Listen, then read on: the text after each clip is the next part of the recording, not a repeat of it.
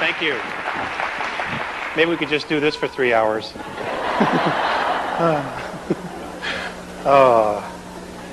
Thank you very much.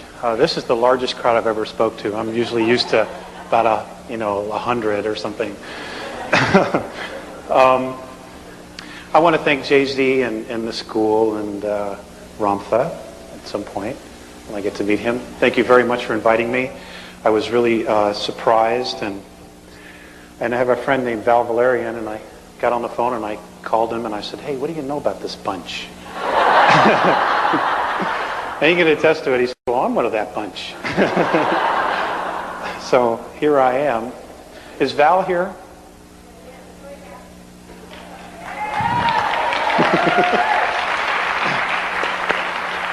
I want to thank Val for putting the information on the Leading Edge webpage. Because of that, it went into Nexus magazine, and it's gone all over the world on a grassroots level, and it's just great. He takes a lot of risks to share the truth with people, and let's give him a hand.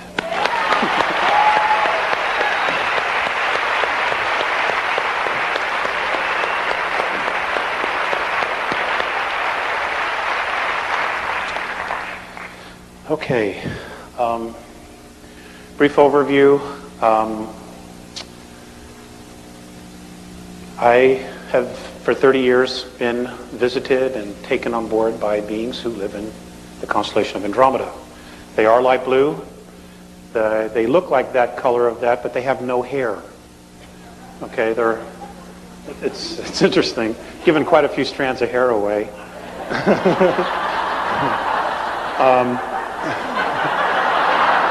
Used to be a lot more hair here before the contacts, you see. This is what 10 years will do. Gosh, I hardly know where to start.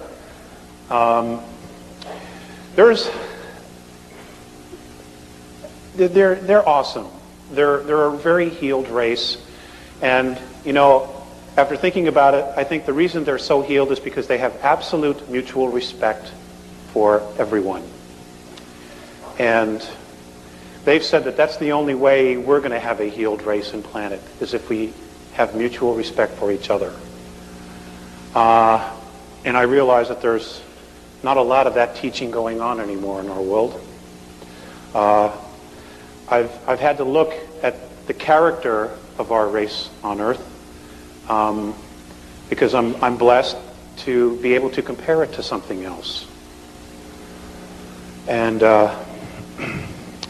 folks, we got a lot of work to do, and we have a very short time in which to do it. A lot of things are really going to start happening around February, March, April of next year. And, I wish I could just tell you it's all love and light, but that's just not reality. We live in a duality here. And there are definitely some people races that are screwing with us. And I understand from talking with Jay-Z for about 2 hours, 2.5 hours. It went by in 5 minutes. So it's true, there is no time. That you're being taught a lot of what to do. Self-sufficiency and self-preservation and being totally self-responsible. It is imperative that what you know when you leave here, you go home and you teach. Because this truth isn't out there. And this is one of the sadnesses that I have, is because I have been shown some probable futures. And a lot of people don't make it. 2/3 of the planet don't make it in those probable scenarios. And I truly don't want that to happen. There are a lot of really good, generous people, but they don't know the truth. They have no way of attaining the truth because of where they are on a consciousness level. And you're all teachers. You're all leaders. You were leaders before you came in here. You were teachers before you came in here. But when you go out of here, from what I understand from Val and Judy and Judy Pope and talking to Jay-Z and Greg, that you're going to walk out of here professors, PhDs. So don't be afraid. The word warrior originally meant not being afraid of who you are. Okay, it didn't mean slash them up, cut them up, murder, betray. It didn't mean any of that crap. Okay, it meant not being afraid to be who you are. And you are all true human beings. We are all royalty. And I will get into that. I once asked, the two beings that come to see me and that I have gone with are two Andromedans, a very tall one who's 7.5 feet tall, almost 8 feet. He's 450 pounds, and I mean, he's just like that. I was very self-conscious. It's a male thing.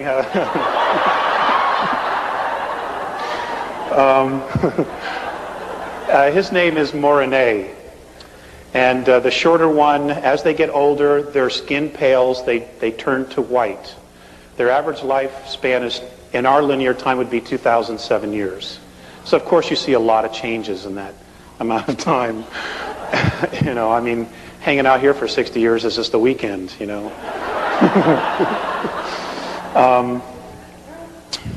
And the other one, his name is Phaseus. And Phaseus, in our linear time, is 4,300 years old. He is considered a sage in his world. And he will be crossing over, in other words, he will be moving out of their physicality soon. And in Andromeda, when somebody makes the crossover, moves out of their physicality, it's a celebration. We're here, unless you're Irish, it's a somber occasion.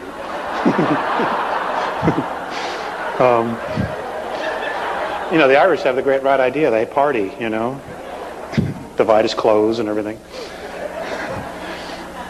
Anyway, I once asked Phaseus, what was to become of our future? What was going to happen to us?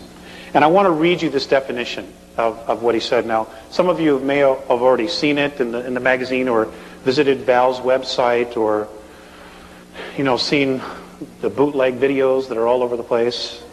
But this is what they said. Responsible freedom of self-determination. Becoming truly self-confident and free. To unconditionally be responsible for oneself without being coerced to accept some higher authority. Now, I understand this is exactly what you're being taught. And I knew, which is really nice, is this is confirmation not only for me, but also for Jay-Z and her people. Because I didn't know anything about Jay-Z until about 3 weeks ago. In fact, I've given channelers a bad rap.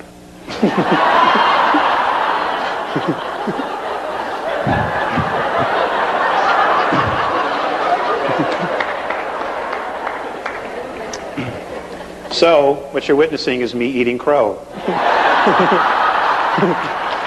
Oh.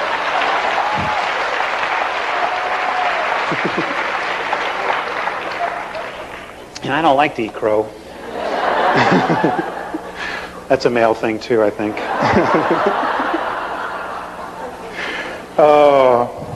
Hey, the changes that are coming are really going to affect, from what I've been told by Morine Phaseus, the males the most. Because we are the most shut down. Not only genetically, but spiritually as well. I'm just being general, okay? I'm not meaning all of you. I'm just pretending like the whole world's listening. Looks like the whole world in here.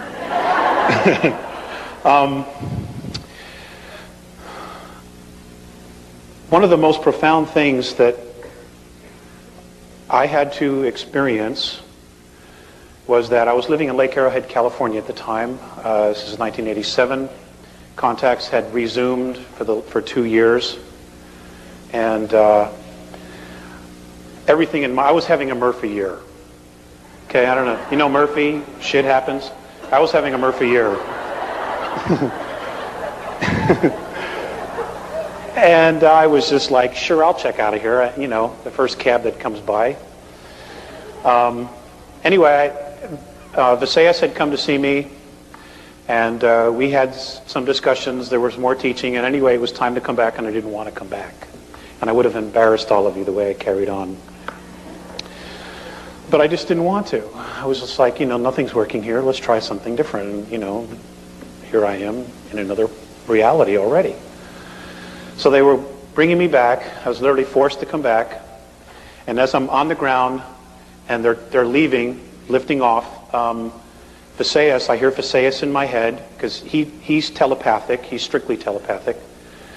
He said, Alex, turn around. So I turned around.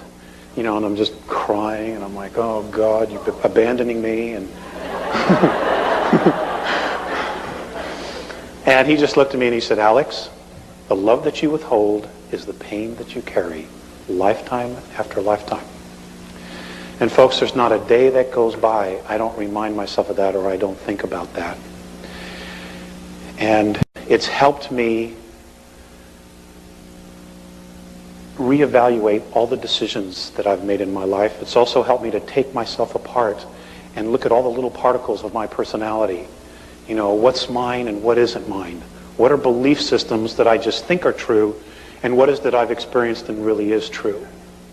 And that took a long, long time, and I'm still not done. You're constantly redoing yourself and making yourself over and reevaluating your belief systems. And, our reality here is nothing but belief systems for the most part.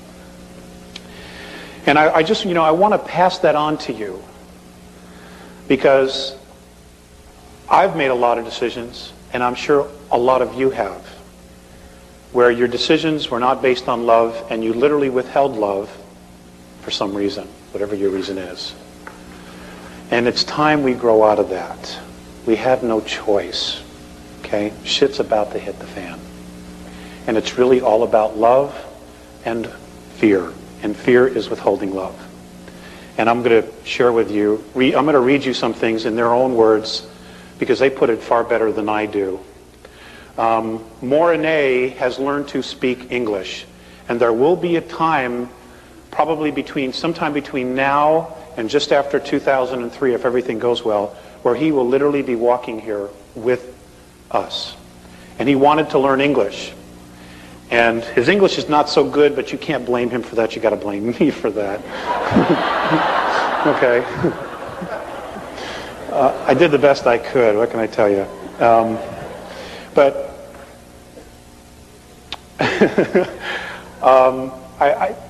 when they talk to each other, they talk telepathically, and their language is holographic, very much like the ancient Chinese language or the ancient Japanese. They're literally holographs, but you can't just pull them up off the page. And holographic language is entire concepts like this. So you will just give one symbol, and in that one symbol is maybe 10,000 years of a history or a meaning or a teaching. And it's very hard to describe, and it's taken me a long time to try to figure it out. And they were very, very patient in teaching me how to understand their language. And I want to do questions and answers because there's so much locked in my head that I have not tapped into yet. And unless you ask the question, or somebody asks the question, it doesn't come up. Okay, so I'm counting on you to ask some really good questions. And if I don't know, I'll tell you I don't know. In my conversation with Jay-Z, she has a very strong foundation because of her teachings with Ramtha. I don't talk the same language. I'm really a simple, complicated guy.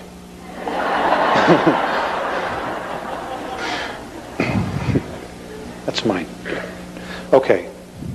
So what I want to do is I'm going to read this. I was given this on 11/3, just a week or so ago, almost 2 weeks.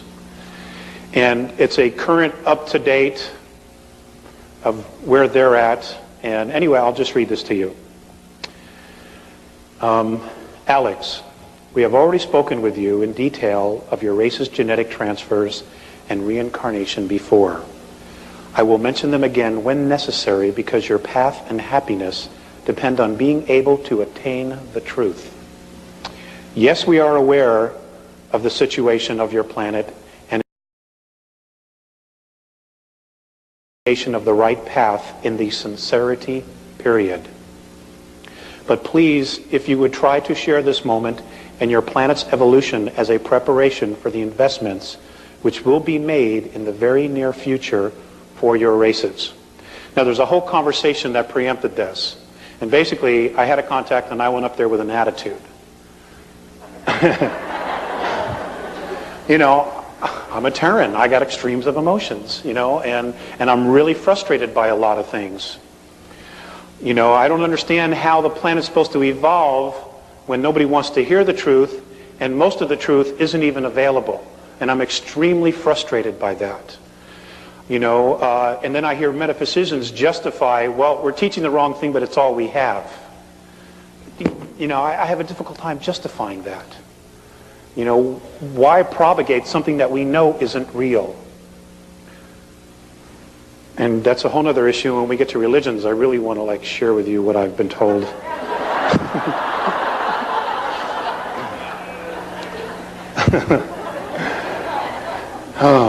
Okay, this continues. Since the removal of conditions by density technology, your evolution is going to a faster pace, I think you say, than before.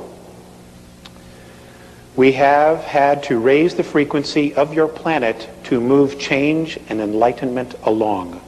Such a broad word you use, this word enlightenment. It was necessary. This also means great tests of tolerance in situations will be needed by your races. The most important of these tolerances will be caused by delusionary discriminations between your peoples. And folks, this is happening all over the planet, and it's such crap. At the present moment, your races are carrying in your DNA genetics the influences of 1,000 centuries. As you count rotations, that's, 1 year. Both the positive and negative aspects. Please understand we are trying to prepare your races for advanced maturity. At present, many transfers occur in your planet from many different cultures and planes.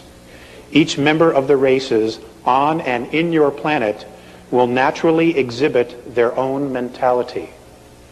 They do and will contradict your habitual cultures. They're very specific about the words they use. In fact, I don't even know how they got some of this, because I didn't even know some of these phrases. It's like pull it right out of my head, and I don't even know it's there. Please do not forget that we have told you about mental conflicts, that they cause each to go through tests of maturity. We determine your mentalities through the impulse signals we receive from your race's chains of thoughts. Now the selection of man or woman and the situations they transcend are much more difficult, because their preparation of the future is in accordance with their level of consciousness. Alex, you cannot help all your races. Each member of your races will feel their essence in the balancing of positive and negative as they have done, and it will be weighed in their own consciousness. Those who prepare and invest will be prepared for the evolution to another density. The continuance of your planet, the continents of your planet is changing very quickly. Please don't confuse our compassion for your races with a love for your planet. Please understand that they are separate with our race. We are neither pleased with your world's riches nor dismayed by its poverty. We came to here to assist in the period of sincerity, the clarifying of the original intent in all of us in this Vadiya. The Vadiya is a tone that they use, and that particular tone means holograph. They've always referred to all of this as a holograph. Because of lineage to your races, we have returned to you. Your world is a place of veiled consciousness. In order to be embodied in physicalness, all frequencies should be assembled in a whole intent. The very distresses, the many anxieties are the result of conflict with the limitless awareness in your races. This is the reason why your planet races cannot attain your own selves, and yet you desire to possess everything. The reflections of your evolutionary state of physicality cause your races not to live comfortably on your planet. Your present religions cause your races to unify your physical bodies with your abstract egos. You call this progress.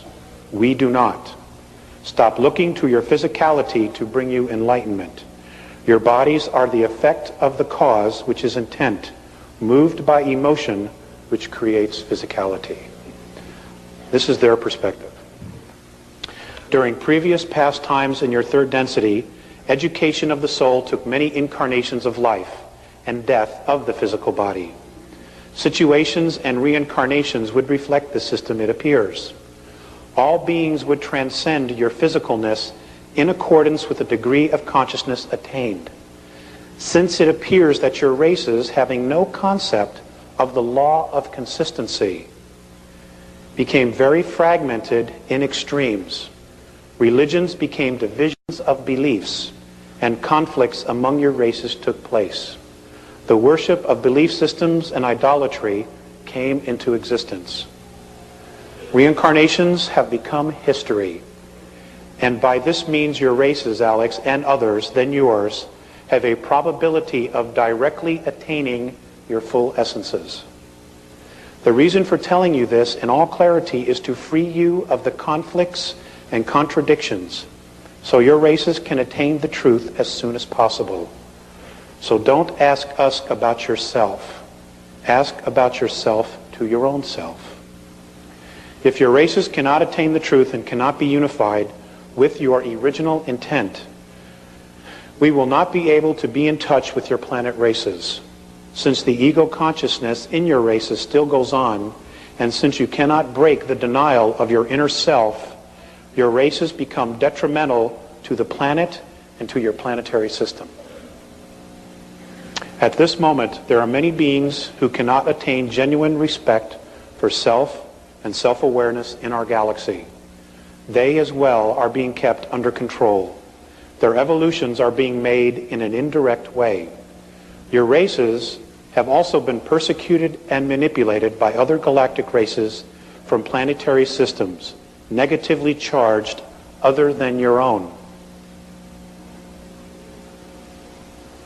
I'm glad you got that. Since during your different past time periods, they have tried to prove to your ancestors their own technical power. Fear has been created in your races. We have returned to convey the truth, to erase these fears.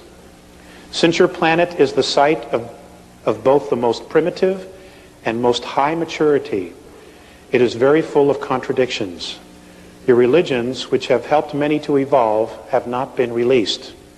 Your races have refused to let go of a system of beliefs that have not serviced your planet for the last 453 rotations of your star. By freeing you of this, and with the use of common sense, we hope your races will attain your own selves and become fully independent. Be at one. Okay.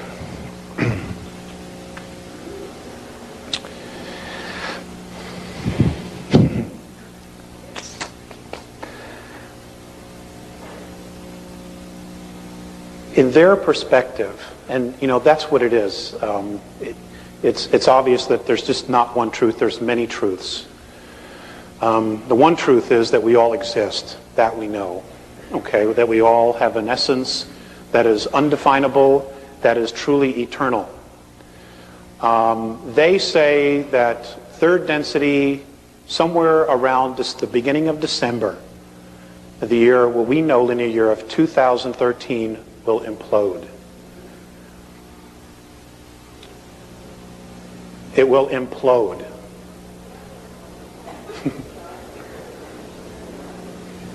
That third density will implode. And look at the auras. Wow, check this out. Now, what does that mean? Okay. I don't know if this is true, but this is what they say. They're convinced that literally what's going to happen is that there's going to be a graduation out of physicality.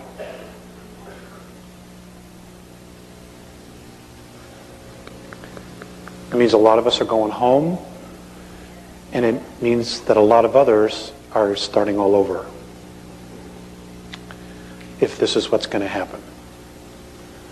Okay? A lot of this has to do with our genetics.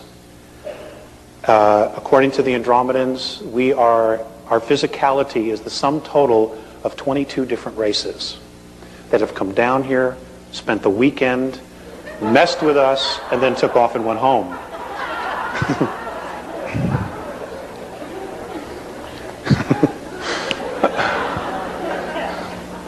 Okay, intermingled, left children behind, and just took off. The Egyptian pharaohs are the perfect example of this. Okay, the blue bloods, the English family, the Rothschilds, who are also blue bloods, are another example of this. Their blood is copper-based, and that's ET. Okay, that's ET. And the thing about copper-based blood is that you don't need a lot of oxygen. Your physicality tends to grow and have a larger lung capacity. Okay, so you can live in a lot of other environments where we couldn't. Now, what's interesting is that in our physicality, what we know as Earth, our atmosphere is getting thinner and thinner.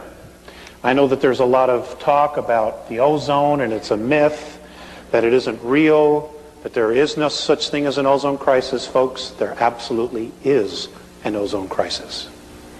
Okay? We are destroying, what I say we, all of us, are partly responsible for this. We are destroying our environment. According to the Andromedans, 3,500 years ago, the oxygen content was between 34 and 38%. They say today that it is literally less than 17%. Now, those of you who have studied biology, what happens to the physical body when the gas, which is oxygen, goes below 15%? I'm sorry? Somebody said you die? Yeah, that's right. Okay. Now, why is this happening? Because a group of beings who are Terrans, who are Earth beings, have been made a promise by a group of extraterrestrials that have Orion belief systems that if they will get rid of some of the races on the planet, that the extraterrestrials will use their technology and restore the Earth to its original state. Okay? Some of that genocide was to be done by viruses. And as most of you know, the AIDS virus was created.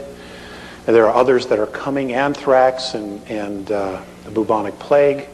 All of these things are coming back new and improved, I'm afraid to say, because there's some really, truly crazy people that are in positions of power on our planet. Many of them go back and forth from our planet to the moon. Now, you don't have to buy any of this, and that's okay, But I can tell you this, in the next 10 years, you will absolutely know for a fact. Richard Hoagland will be vindicated. He truly will. Okay?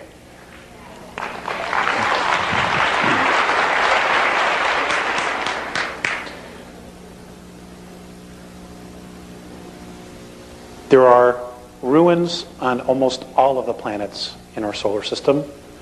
There is life as we speak on Uranus right now. There's life. Plant life and mammal life as we speak. Okay? It's there. If you want to do something to burst everybody's bubble, get them to send a satellite there. And if you have any connections, get them to keep the cameras rolling as it enters the atmosphere. Anyway, I want to talk about genetics.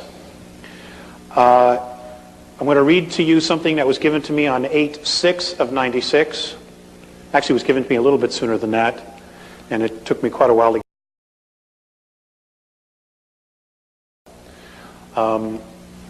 and it's about genetics. It's not very long, and I just ask that you bear with me. But apparently we were all copper-based. All of our physiology was based on copper. We were all blue bloods. Okay? We were all royalty. In fact, we still are. It's just that our physiology is not working the same. And the reason it isn't is apparently because of a nuclear war that occurred here. One of the nuclear wars that occurred here. Now, why Earth? Well, number one, it's a really beautiful place. Okay? It's not the only planet that has water. And when you listen to the scientists talking about, the different moons that have water on them, you got to ask yourself this: where did the water come from? If you have a moon that has no atmosphere, how did the water get there? Because it wasn't always there. It wasn't always like that. It had atmosphere. They were moved. Even Earth was moved from its rotation twice. And there's a possibility, if it's able to happen, and I talked with Jay-Z, that they want to do it again. The flood of Noah, okay, was a moving of the planet from its original orbit. That's what caused it. Okay, we're talking about huge motherships that just hook a little chain to the planet and just move it. Okay, they have this technology, but that's what it is. It's technology. Okay, apparently we can do these things with our own minds if we're disciplined enough and we're clearly focused on our intent. And but talking with Jay-Z, that is exactly what Ramtha apparently has been teaching you. Okay, to remember who we originally were before we fell into time and fell into physicality. So I will read this. In your linear time of third density measurement of 439,231 rotations ago, war on a grave scale occurred in your solar system. This aggression occurred against those on your worlds that included not only you Terrans, but also those of Nibiru. This invasion of your system by Orion was led by a queen named Suti. This war was destructive on many levels and frequencies of physicality. We will focus tonight on your Terran physical form. It matters little to those who hear you, Alex, who do not listen. Please share this regardless of any emotional return to you in challenge. When your science truly removes their bigotry, they will discover of the wisdom of it. The last grave conflict was very harmful to your physical form. Many weapons of destruction, many of atom splitting have been used, which means nuclear weapons. This is the reason for most of your Terran skin tones. We shall explain. Orion was and is most interested in the females of your race because of the procreation, reproductive, and genetic strengths. We want to share the fact that much of your Terran history has been misleading in its truth by those who eventually conquered in control of your solar system. Nibiru won, but only a short battle, before they and other outposts were forced to leave your solar system because of genetic damage. Your original races were green-skinned.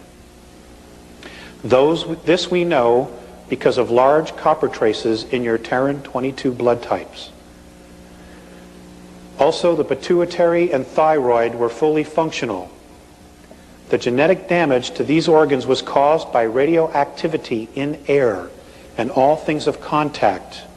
The air was like this for a long time. It caused the genetic memory of these organs to be closed and almost atrophied. Your world experienced drastic changes in climate and massive magnetic fluctuations. Your different skin tones, races, are a result of an edema damage to your blood.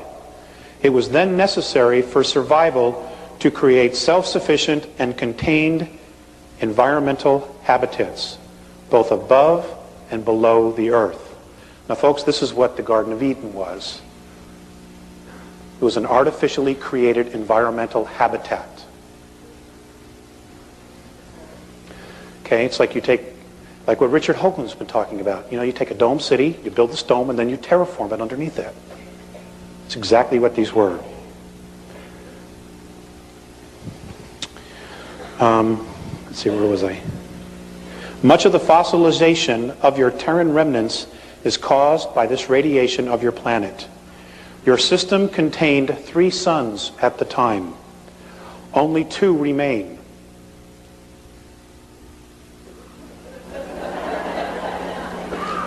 I'll read that again. Your system contained 3 suns at the time. Only 2 remain. Write it down, it's a question. Your physicality, your physicality in its original form contained a great balance of zinc, copper, magnesium, and iron. Your true blood color was green, like your chlorophyll. Some, we have discovered, even had a gold tint in it. As such, your physicality could survive in a high carbon dioxide atmosphere. Because of this, because of this skin color, the only stars in your system that affected your physical form were in the color spectrum of orange, red, blue, and green. Now think about that. Okay?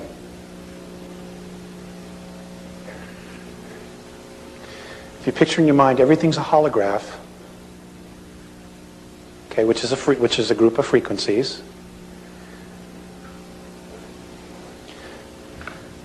Because of this skin color green, the only stars in your system that affected your physical form were in the color spectrum of orange, red, blue, and green.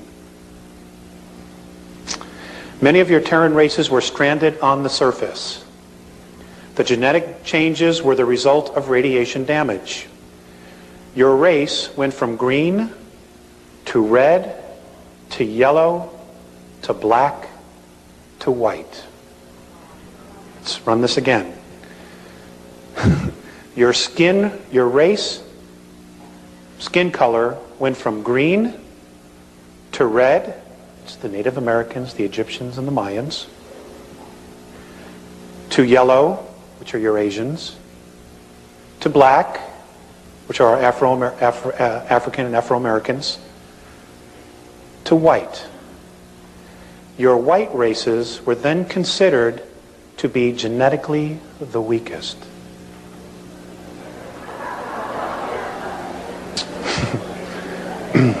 Puts a whole new light on prejudices, doesn't it?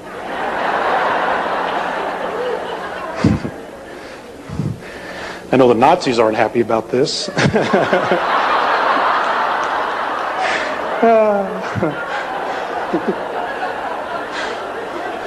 It's just as well I don't like them anyway.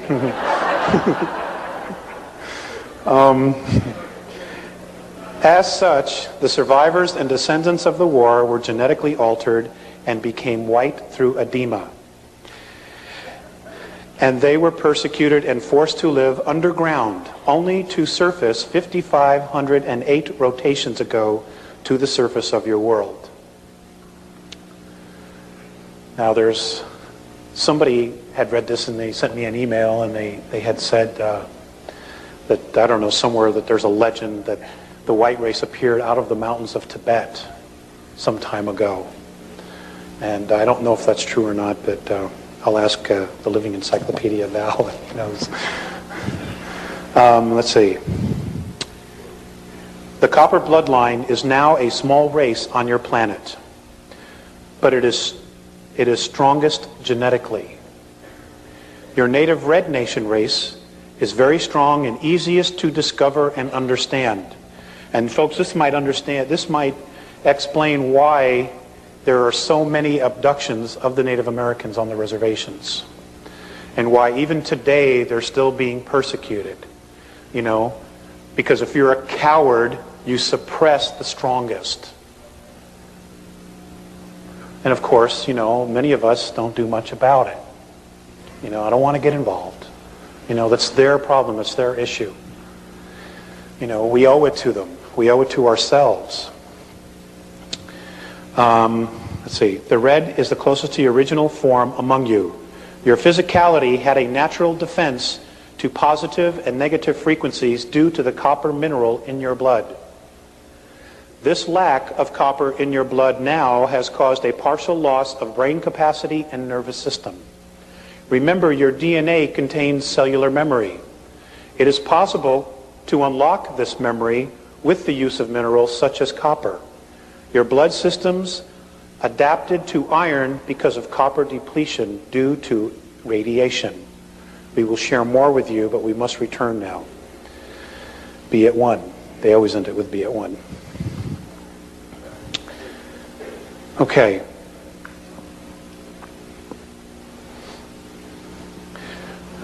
Just keep going. Are there any questions? I don't want to bore you. Thank you, thank you.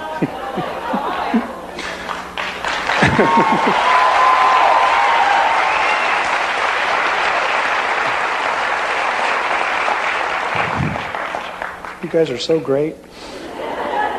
I'd take you all home, but I can't feed you.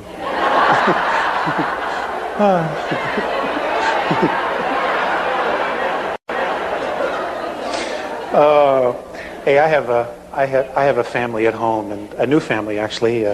My wife and I just had a baby. He's a month old today. Thank you.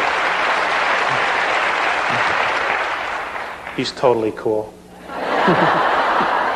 He's taught me 3 things already: patience, tolerance, and insomnia.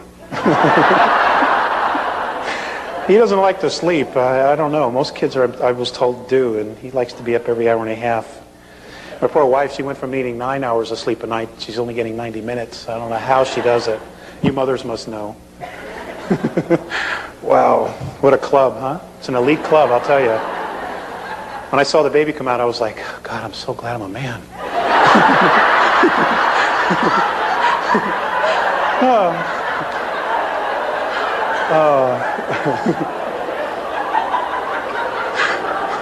My wife said it was like passing a watermelon. I can't imagine what that's like.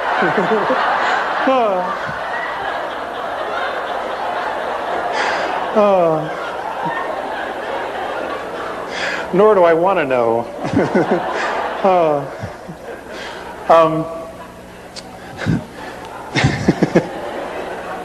Let's see.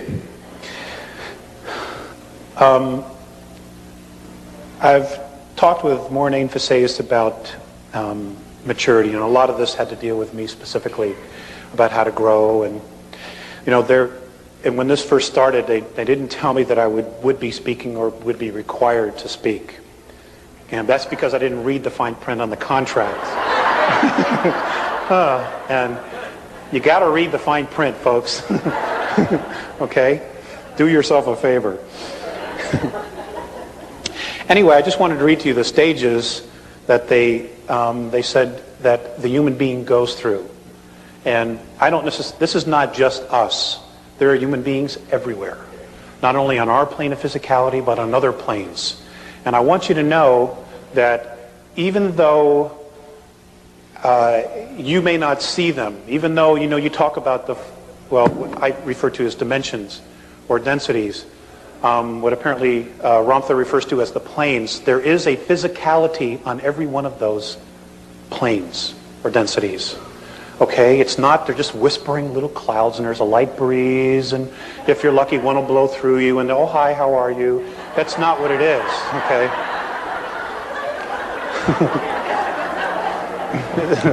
It's a lot more complicated than that. So these were the stages that a true human being goes through during its evolution. The first is the wandering, where we come from, why, our purpose, and gathering our tools.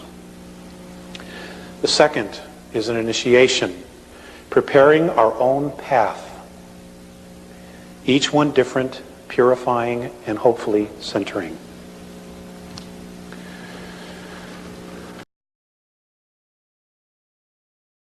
Next is honoring, understanding the source of our creation. That's a biggie. Recognizing the sacred in oneself. And I guess that's exactly what you're being taught here at the school, is how to recognize your sacredness. Stating intention, realizing and acknowledging one's true purpose to create self. Surrender. Big issue with me. Well, you know, we have this concept of surrender as you just let like anything happen to you, and it's not really true. Letting go of control to allow vulnerability. To learn what is already known. I forgot. Embrace our own darkness. Walking into the unknown parts of self. Being and becoming the void.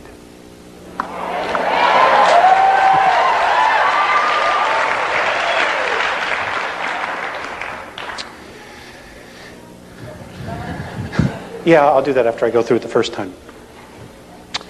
Lighting the flame in the heart, connecting to self and finding meaningful, honest ritual. Transformation, climbing the ladder of self-responsibility to hold a vision of being oneness, being the vision that alters all perception. Becoming human, empathy and compassion toward all, being in truly responsible relationships. And folks, I've learned, for me, that that's the secret of life, is relationships, because they all mirror back a part of us, part of me, all the relationships I have.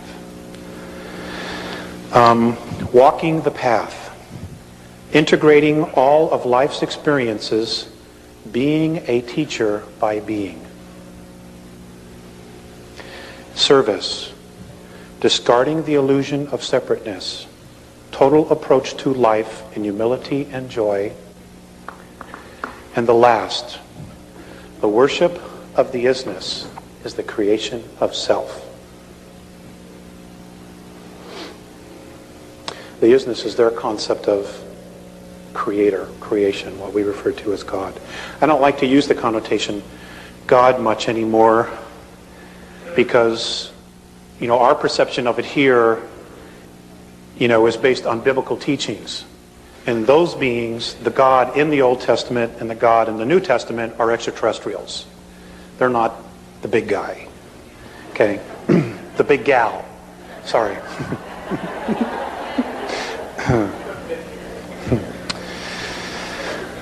Okay. Are there any questions now? Okay. Let me get some water.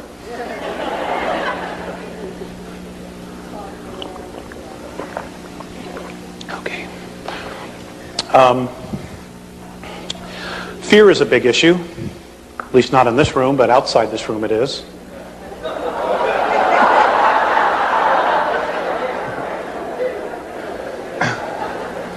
It is with me on bad days, you know. So I would like to share with you their perspective of fear and trying to understand it. In your time and space at present is a great challenge to you all. That would be the expression of fear. For any of you to be in fear is to lack clear understanding of most situations. We have observed that your world is at a most confused point in your history and evolvement. We understand your remarkable drive and commitment to be alive, survival. We, however, are not understanding of your need to create tools of death, expecting they will keep all in a space of understanding and peace.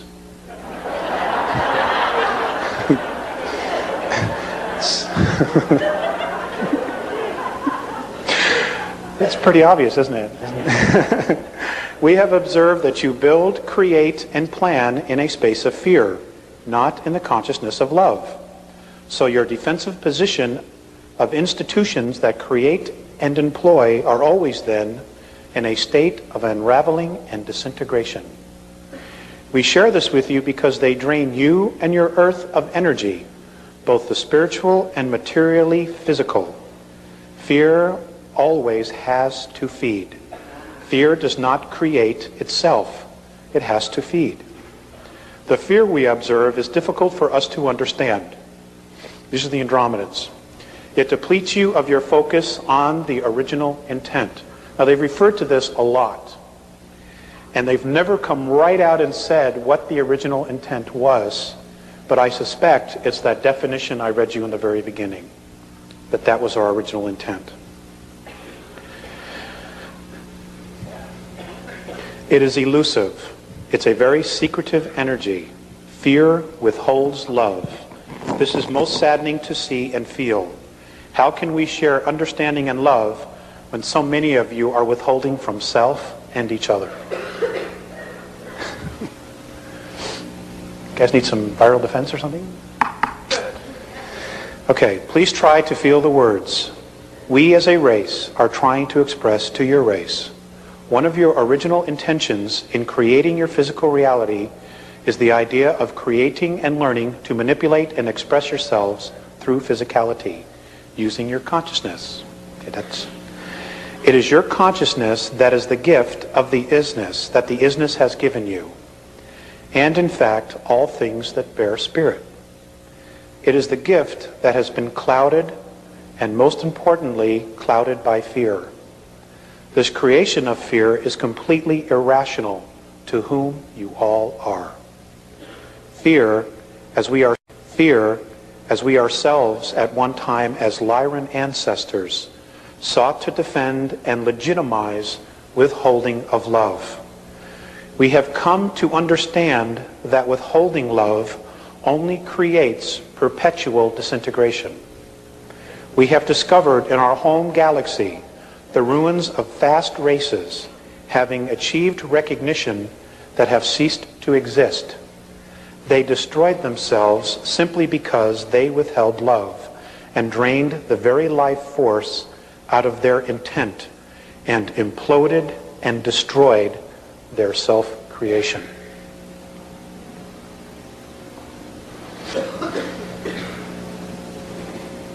Fear is the opposing projection to original intent. The first projection of fear is denial.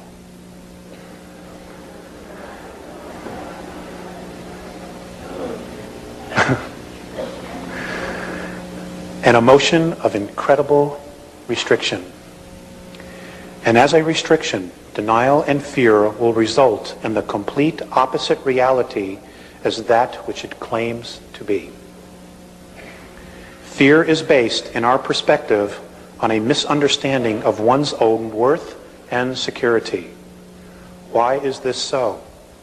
We have formed a perspective based on your history. Your many religions have helped and hurt this process. Some of your world beliefs have many convinced they are sinful creatures of nature. Now, I just want to add something here. In one of my conversations with Mornay, the word sin came up, and I brought it up. I was born and raised a Catholic, so I was fully indoctrinated. And he told me that the word sin is a word that is pre-Sumerian, and the word sin originally meant genetic defect.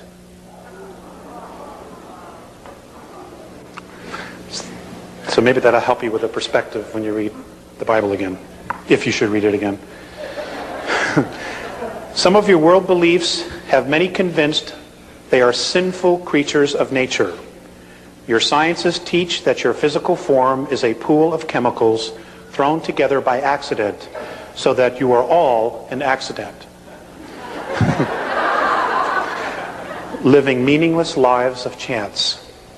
And folks, the first group of ETs that get here, who are not going to be benevolent and they're going to pass themselves off that they are going to be telling you that basically that we are their creation, that they own us because they created us. And the fact of the matter is, they didn't. Okay, it's another lie, and the first group will probably be those from Sirius B. that will be openly contacting us. They're full of shit. Okay?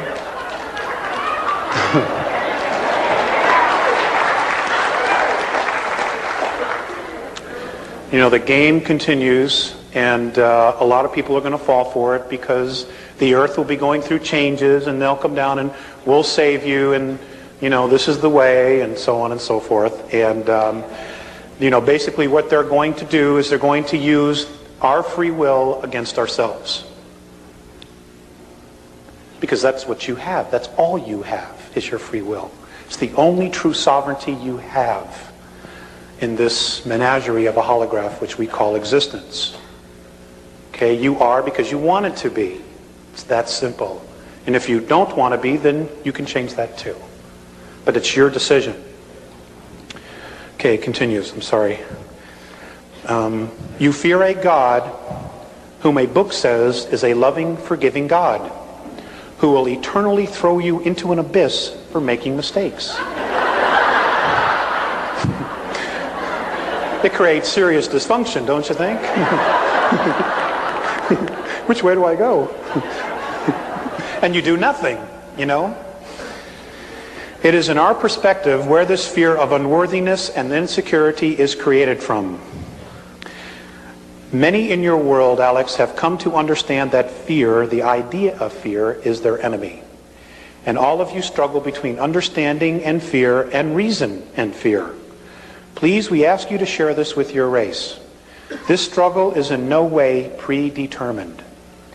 And our perception is that this struggle will lead your world to peace and self-responsibility or your extinction as a race. This would grieve us. It's time to return you now. And I was given that on 2/9 of 91.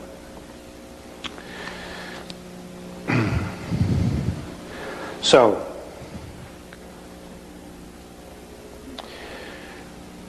in dealing with the reflections that Morine and Phaseus have given me about our race, it's been difficult to want to come back, especially when I've seen how they treat each other. The very first time I was taken on board an Andromedan mothership, I have actually spent 3 months with them. I lived with them for 3 months in 1986. But but in our linear time, I was only gone 18 minutes. Time travel is a great thing. You know, I was home to make car payments and everything else.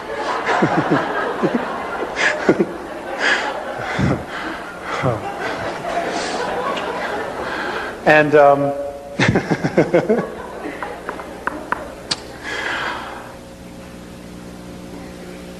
I forgot where I was going with that.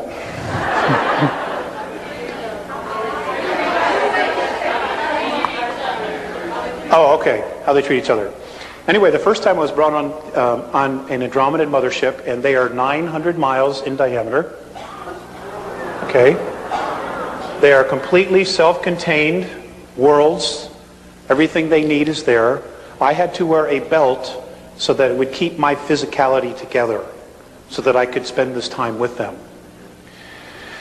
With the very first time I walked on, and in the middle of, they're made up of different levels. The craft I was on had 24 different levels. And in the middle of these craft, there is a 21 mile by 21 mile park with trees and everything. Okay? And they use extensive technology and holographs. And they can literally create their sunrise, their sunset. Okay? And the trees and plants grow because it is a holograph, but it is real, even though they're creating it with technology. The very first time I walked on, there were children. They teach their children in the middle of these parks. Everything's done in nature, very much like the Native Americans used to do, you know, when the teepee got too small.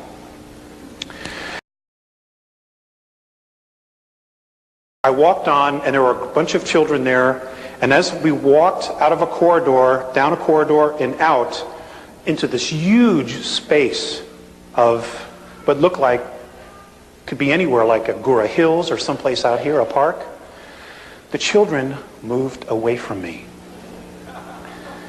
And I was like really hurt, I was like, oh man. And Mornay immediately picked up what I was feeling, and he said, "It isn't you, we have been teaching them about your race."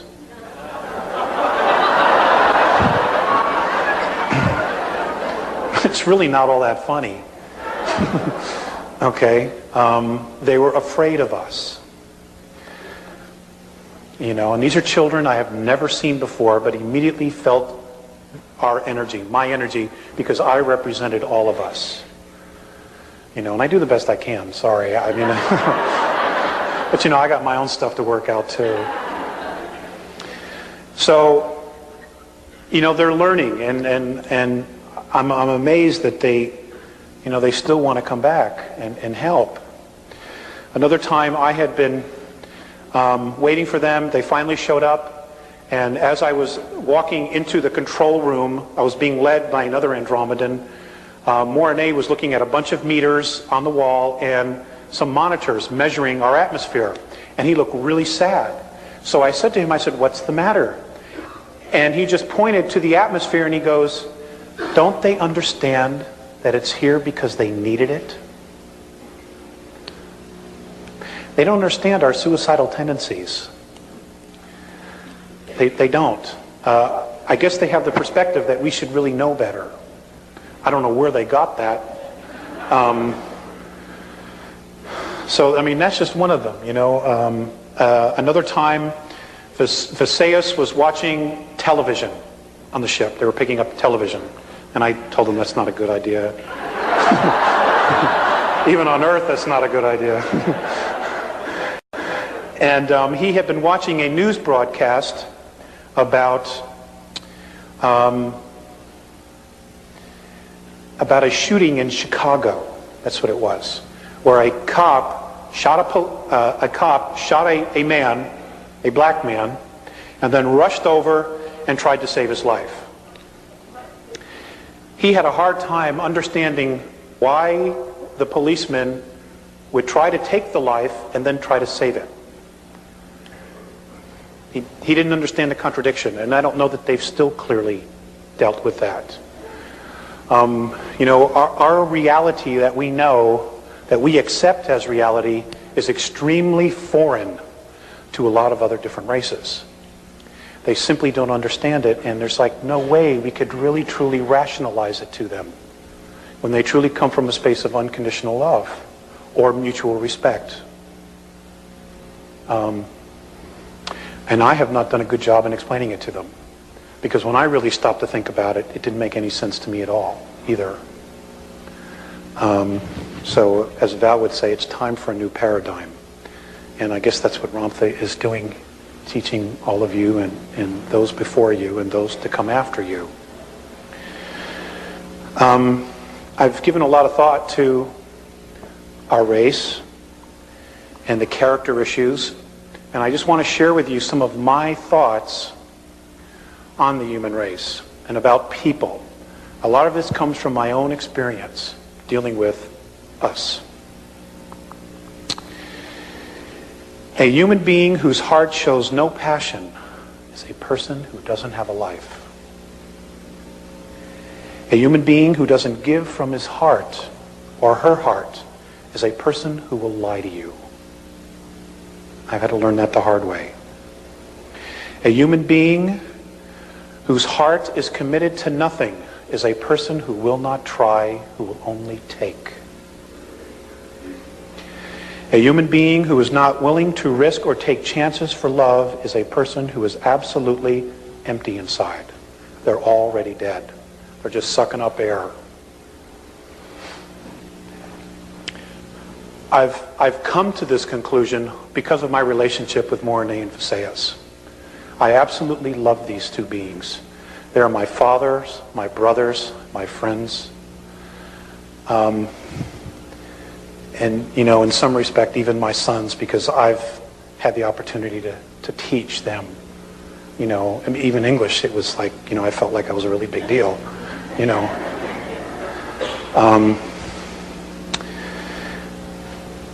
You know, there's so much information out there that is totally bogus.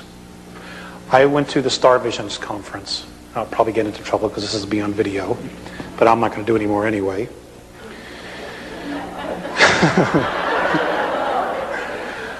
I don't pull any punches. I really don't. I mean, what the hell? Life's too short, right?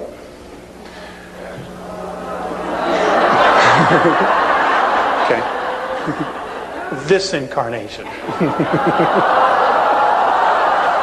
Okay, we have a difference of opinion. Hey, you know, I've been hanging out with those guys, and, you know, they live thousands of years. I wouldn't mind that. Yeah. But I don't want to live 1,000 years here. Not the way it is.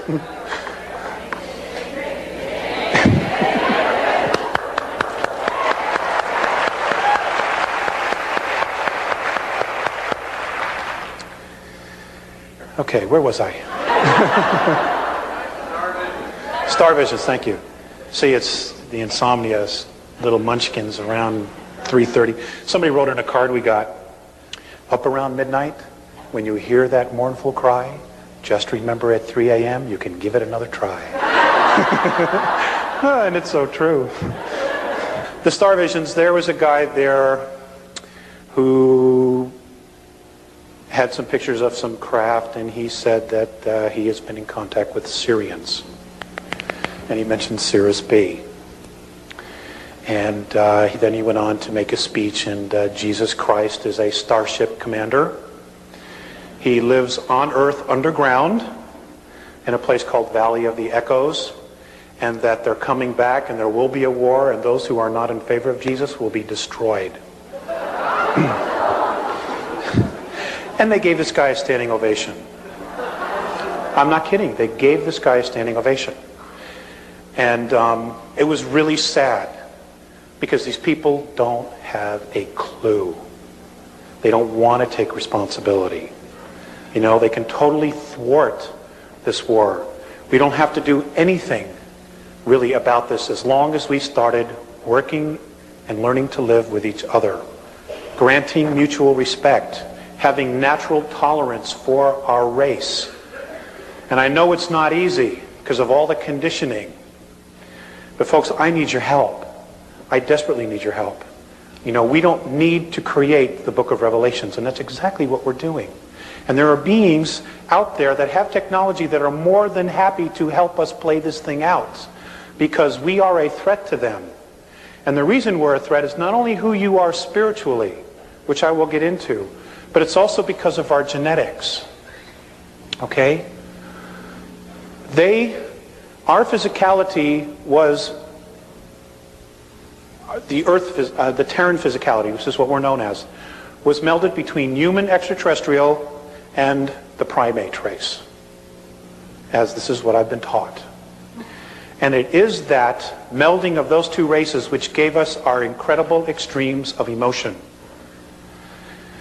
which is why we can hold so much creative energy inside of us. This is why they're concerned, and this is why the Andromedans are in awe of our creative energy. Because here they have to use technology to create some of their physicality. We don't. They're amazed that when you leave your house, okay? When you leave your house, everything is still there when you come back. It doesn't disintegrate.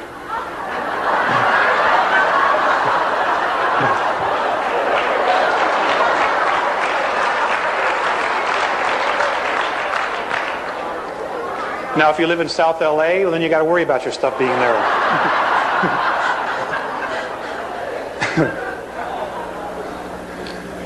They're amazed at that, of the intent and the energy that it creates to create every one of those little tchotchkes that you have on your shelf. They're amazed. Because they're very simple. They're very, very simple. They don't have all the little stuff that we have.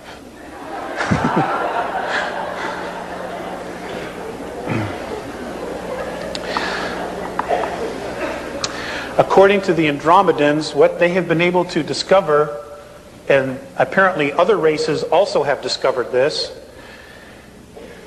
is that they say that in our, what we know is our universe, which is a holograph, that there are 11 layers. I'll just deal with this. 11 densities, and now apparently there is a 12th. This is their perspective, okay? And they say that we fell into time, into physicality. They say, the Andromedans say, that many of the other extraterrestrial races are fascinated by what it is we know, that we have locked up inside of us. Because we have already evolved to that level and then have come back to start all over again. They don't have access to this, what they think we know, what apparently is locked up inside of us. Not only that, but apparently we specifically chose this physicality because of the vibration that we held, because of the primate and human, because the physicality was able to hold such an extreme of emotions that we chose this physicality. And when you couple that with the idea that this physicality is also made up of 22 races, one of which includes the Andromedan race, they say we're royalty. They say that every single one of you is royalty on this planet. That you are royalty. And that many of the other extraterrestrial races, particularly the benevolent ones, acknowledge this because of the fact that we are spirit and we have these genetics inside of us. The dark ones, which include the gray men and others, they see us as beasts because of the primate. How can we allow this to surpass us? And this is why the constant genetic and mental manipulation. And in talking with Jay-Z, you know, like she was saying earlier, we talk different ways, but we're really, in many respects, saying the same thing. They're concerned that once we move out of our prison of third density, that we will radically change everything.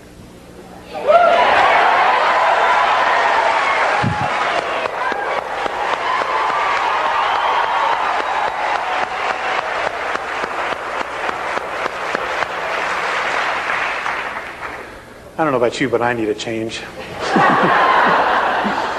Oh, God, I'm so burned out. I want to go home.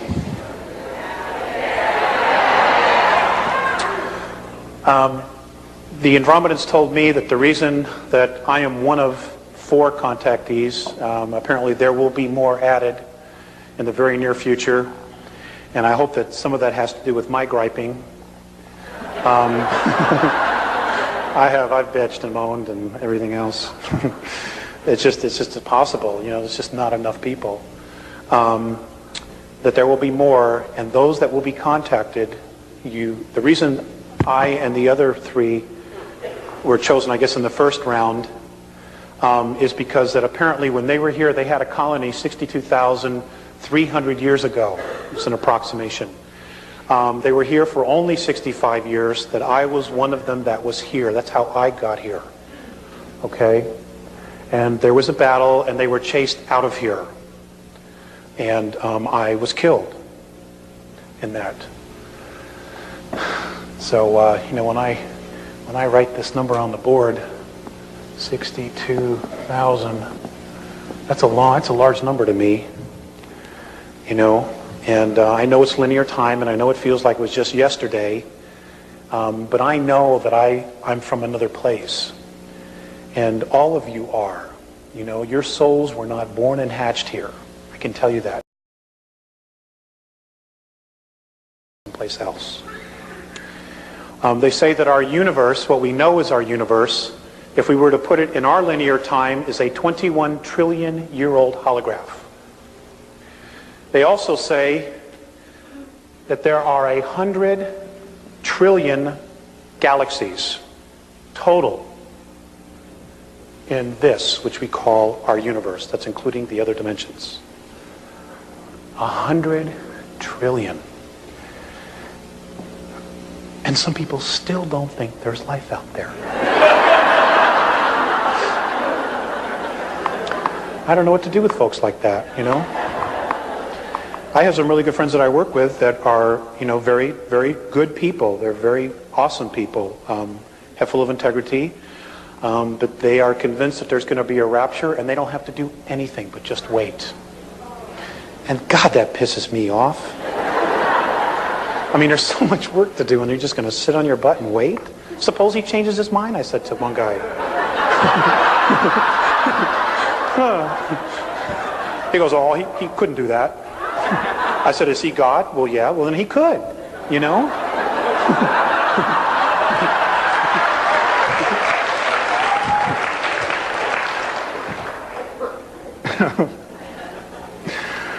Oh, God, I'm so frustrated.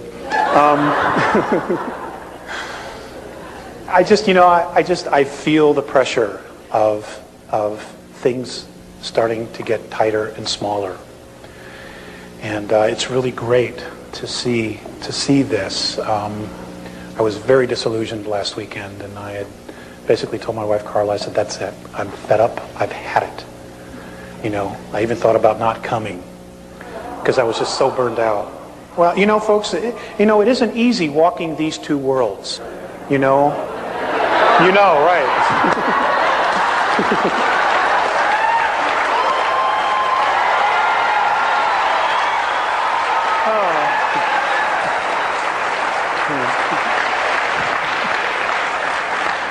I forgot who I was talking to.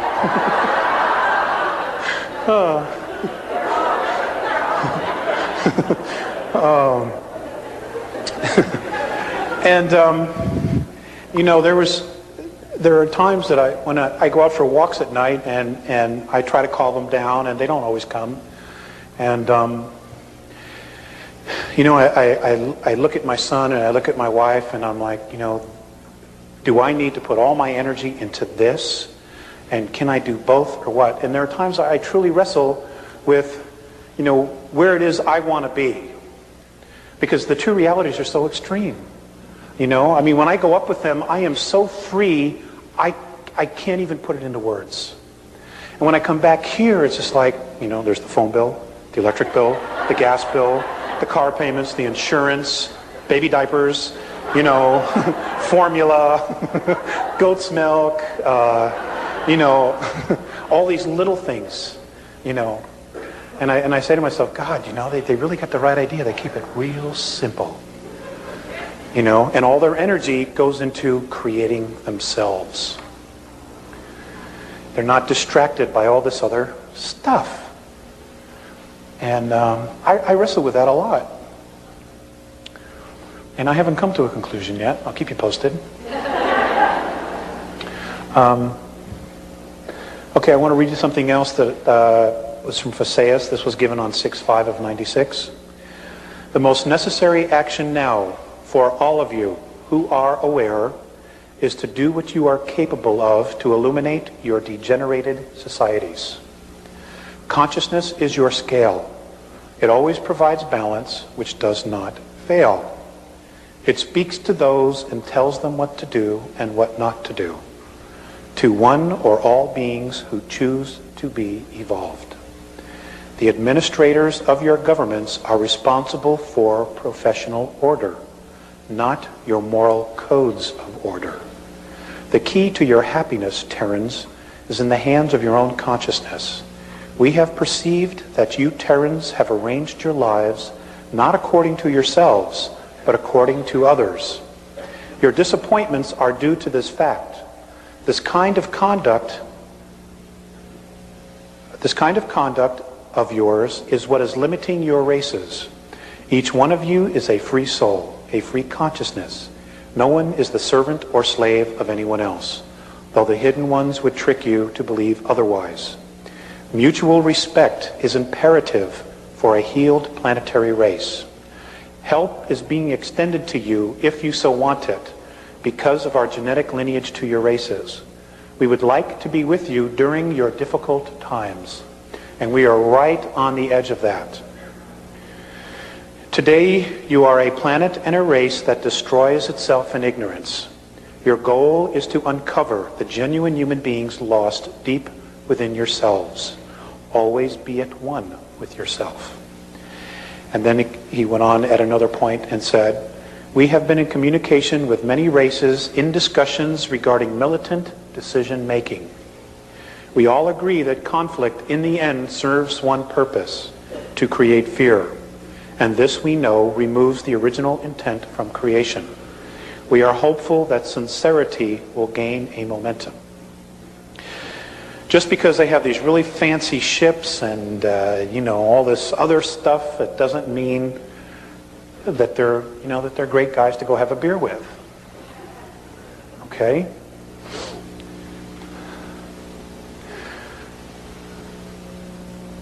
I want to share some things with you that I've not talked about publicly. And there are things that are going on, there are abuses of the past that I want to share with you what Morine and Faseus have told me. For example, one of the biggest questions we've always had in America is what happened to John Kennedy? Okay? I know that really bothered me, and I can remember sitting home watching the funeral on television. And to this day, it is like it was yesterday. Okay? I mean, he was no saint, but still. He was better than a lot of them. According to the Andromedans, God, do I want this on tape? Oh.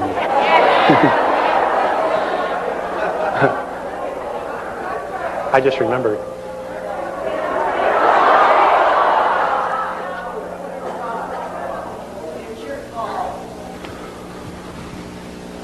Some of the missing children have not only been taken by the Greys, by Orion, but also the Pleiadians.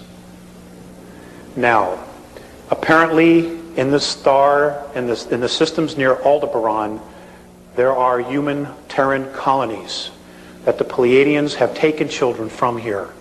When I asked Morine if they had permission to do this, he said no, there were many broken hearts left behind. Okay, again, whatever the justification is, it's still a violation of free will. And that's how you have to measure somebody else's actions. Okay? Sirius has also been doing this. There were many children taken underground, not only by our government. Many of the children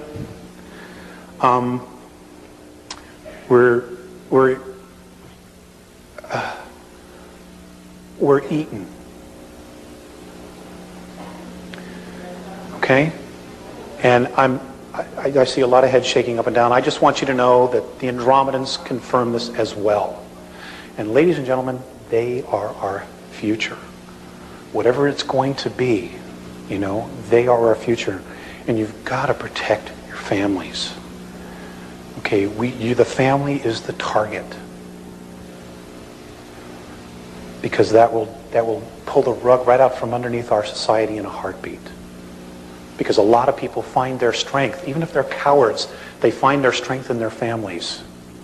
When that doesn't exist, then we got big time problems. Children are leaving this planet at least 100,000 a year. And you're not hearing about it. It's from all over the world. They're just being taken out of here. And the ETs some of the ETs feel like they have a right to do it. And basically, it's a deal that was cut with our world governments. Okay? I wanted to share that with you because it might help you when things totally start to unravel. And for those of you who are Americans, you're about to witness the great implosion of the United States government starting this year, starting after April. It's just going to start to unravel next year. Okay? The lies are going to start to come out. The truths are going to start to come out. And you're going to be blown away at how corrupt your government is. Okay, again, I forgot who I was talking to. You got to understand, I don't talk to an educated crowd like this, you know? This is really a treat for me.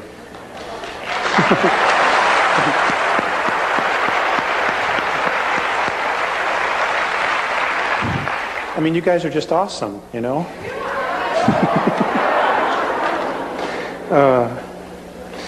Let's see. I'm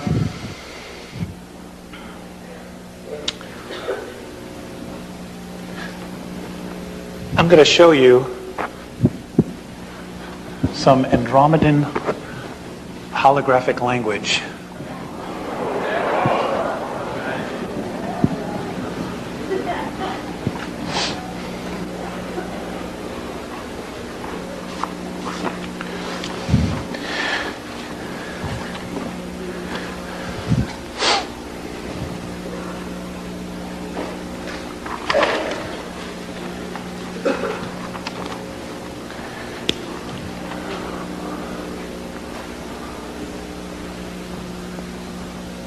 Now, remember, this is only 3D. If you can in your minds, you know, use your holographic technology that you're being taught and pull it off the board and be able to move all the way around it.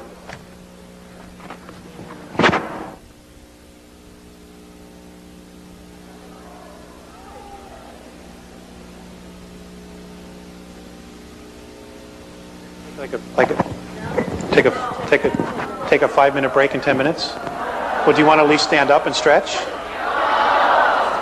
Well, you're gonna.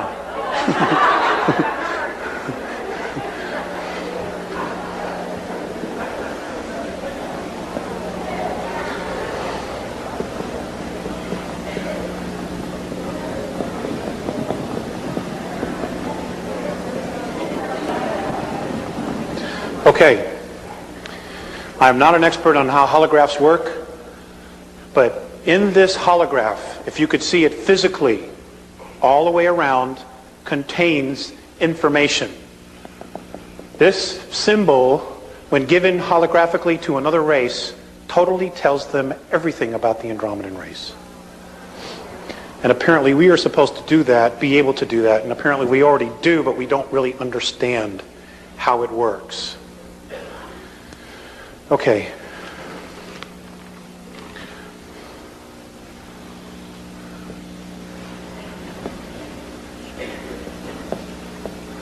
This is the symbol for love or mutual respect. This is not a money sign.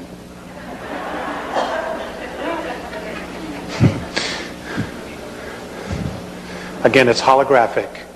When they say this, if they were to project it inside of you, and you know our consciousness and our both our hemispheres understand it, in this one symbol would be their entire concept and everything they know about mutual respect.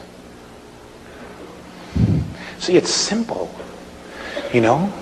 It doesn't take 200 pages to explain love. It's just, there it is.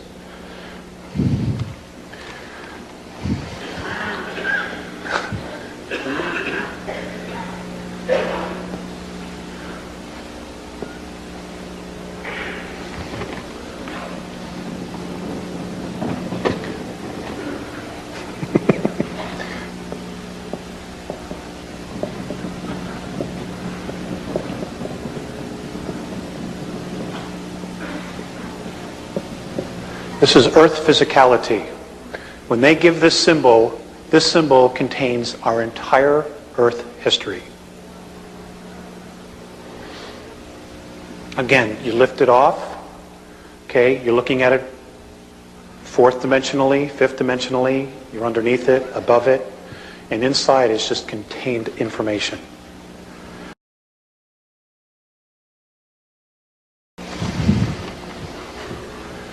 Okay, can I erase this? This one? All right. Oh.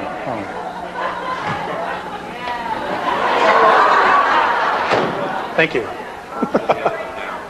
This is very cool.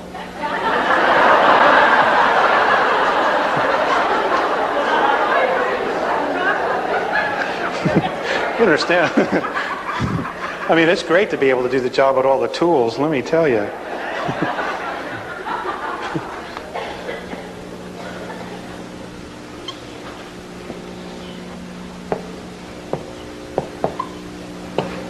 That's a symbol for war or confrontation. Oh, God, the water's really good here.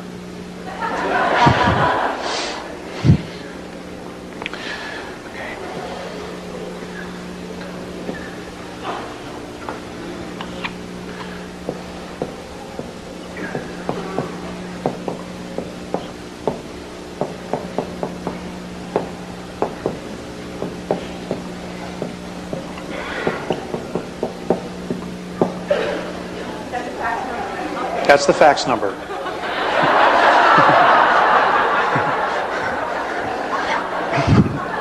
Or the email.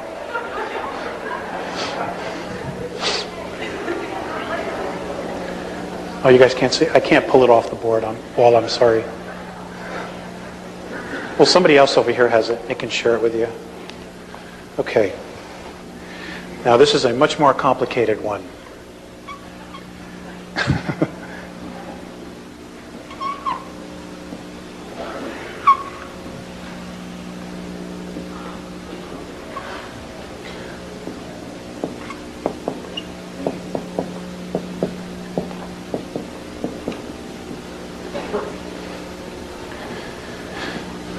That's the symbol for the Earth races.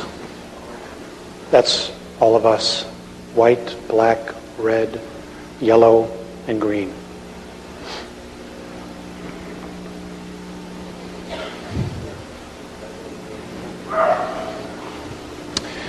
Now this next one should be really interesting to you guys. I'll just put it right here.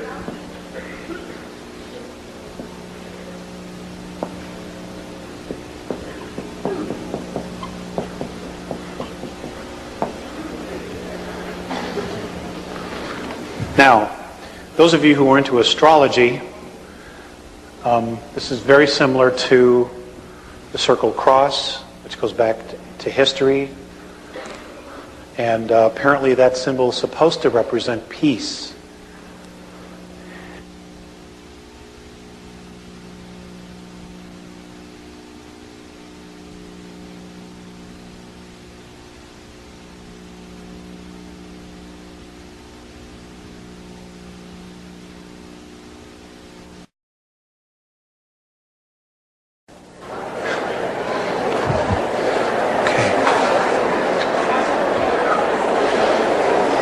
How does it do that?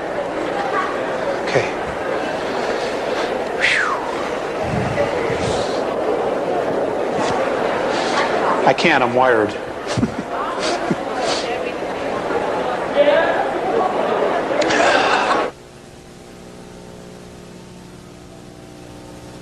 Okay. Okay, thank you very much for coming back.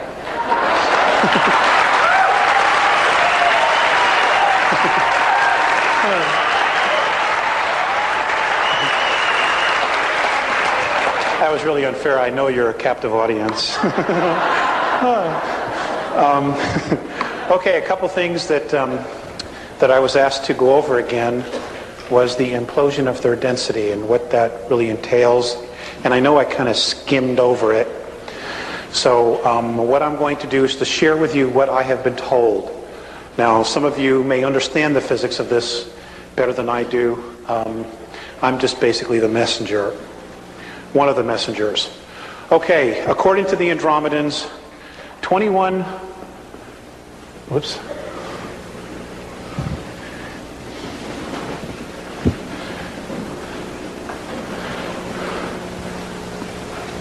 $21 trillion years ago, as we are in linear time, apparently all of us as essences, as isness, as sparks of spirit, were someplace else in a completely different reality. And what they say happened was that the Big Bang Theory is basically correct in its simplicity, but the physical part that we know of was the last of the creations or realms created in what we call our universe. Okay, now when I'm referring to universe, I want you to know that I am talking about all of the 11 creational densities or planes. That'll make it simpler for you. What they say happened was that all the black holes were created because wherever we were, that space, that universe began to evolve. And as it evolved, those of us who weren't ready to evolve literally gained weight in mass. Okay? And in gaining weight, we started to fill black holes. And at some point, when this other universe evolved to a certain frequency, those of us that didn't literally broke out of those black holes and created this space which we call our universe. And what we're witnessing 21 trillion years later is the same thing happening. And what happens here is, what's happening now in our universe is that according to Morine and Faceus, on March 23rd of 1994, a color and sound frequency started emanating out of all of the black holes. And the color and sound literally, in its unified effect, is attaching to all of the densities or planes. What's happening is that it's raising all the frequencies. Everything is literally being pulled up from the bootstraps. It is literally creating a holograph over these 11 creational planes. They're calling this the 12th. And the reason they are is that it is unified, but yet it's separate. And that they have been told by other races that there are beings of consciousness never seen the likes of before inside this 12th. And that they literally have the ability to look straight down through all the dimensional levels. What's happening is that third density is beginning to implode because as the frequency starts to rise of third density matter, those that choose to evolve, there are a greater number who are in fear and will not be making the same transition we will be. Now, because we're spirit, the essence of us is spirit, nothing ever dies. Literally nothing. So what is happening is that there are black holes being created as we speak. There are dips, literal dips in physicality being created where people will be gathering, souls will be gathering as they make their transition into these spaces so that they can continue to evolve by literally creating another space. Unfortunately, one of these areas is between us and the dog star Sirius, which is why there's so much crap coming our way. Okay, you got a front row seat. And all I can tell you is, bless them as they make their transition. Because we've been there before, all of us. And I've been told on our planet that literally the probability is there will only be 400 million of us making this transition.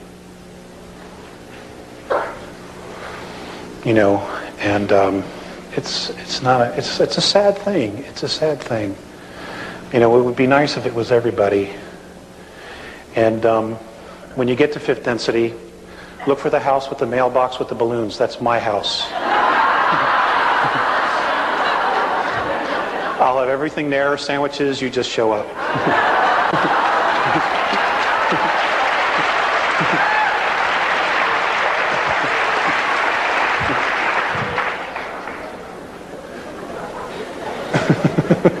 I'm serious.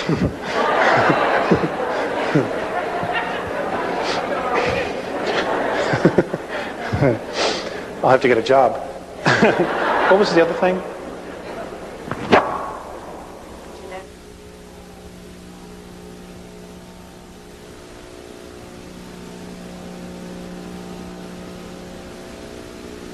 Okay. Now, going back to the genetics that I shared with you about us having the 22 different races and the primate race, and because of our apparent essences, where we've been on a spiritual level and then decided to come back and start this thing all over again, what's happening is we can apparently, our DNA can vibrate because of our ability to hold the extremes of emotion inside of us.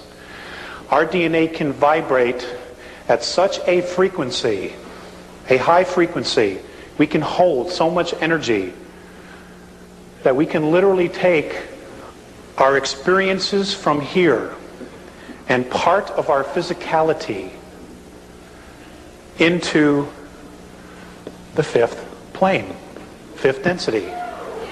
Now, when this happens, we radically will change what they know. Okay, this is why when people say, well, geez, Alex, why don't they just intervene? You know, there's more to that than you think, because when they come down here and they commingle with us, it not only changes our reality, it changes their reality. And a little piece of us goes back with them. Now, if most of you, let's just for example, we're from Andromeda, okay? You all evolve, you all lift up, you all move into fifth density, and then you decide, I'm going home. And you're off. And we all march into Andromeda together. Their civilization, their reality will never be the same. And this is why many of the races, particularly the benevolents, are coming back, because they want a heads up. They want to know what to expect. They want to know who we are. Do you follow what I'm trying to say? Okay, now the negatives, they've got everything really nice where they live. You know, they got everything under control, and they have their caste systems. All right? They don't want us walking in there. Let's say some of you are from Orion. They don't want you going in there and wreaking havoc. Start teaching them about free will, about freedom. They don't want that. Okay, just because they're at another level doesn't mean they're that all evolved. There's still crap there too. Okay? And they have a vested interest in control systems, control factors. And they don't want anybody rocking the cart, especially a race that they consider to be beasts. You know, and what's really interesting is they created their own undoing. They really did. By tinkering and everything else. And all it would take would be one of you to go in there and change one of these systems. Just your frequency alone. So you truly are royalty. You know, you guys are just awesome. And the war is about that. The war that's coming is literally because there are benevolent races that want our experience. They want our DNA. They want our emotions. They want us to be teachers. Because many of the benevolent races have lost their passion, folks. They've lost their passion. You know, for the Greys themselves, they thought that emotion was a weakness. So they literally bred it out. And now they're Okay? They're dying, and they're totally stuck on technology. Their children, they're not having children anymore because there's no passion in the body. The spirit cannot attach to the physical form. And there are other races like this. There are other races, and I was told by Mornay that the Pleiadians in 982 years in our linear time would start showing genetic breakdown because of so much interbreeding within the one race. Okay? We offer a booster to that because we have their genetics, as well as others, but we also have the passion. The ability to hold passion, which is an awesome creative force. So there are some that really want us to be there, and there are some that are terrified of us being there. And that's really what it's about. The effects of what's going on here between now and 2013 are long-term.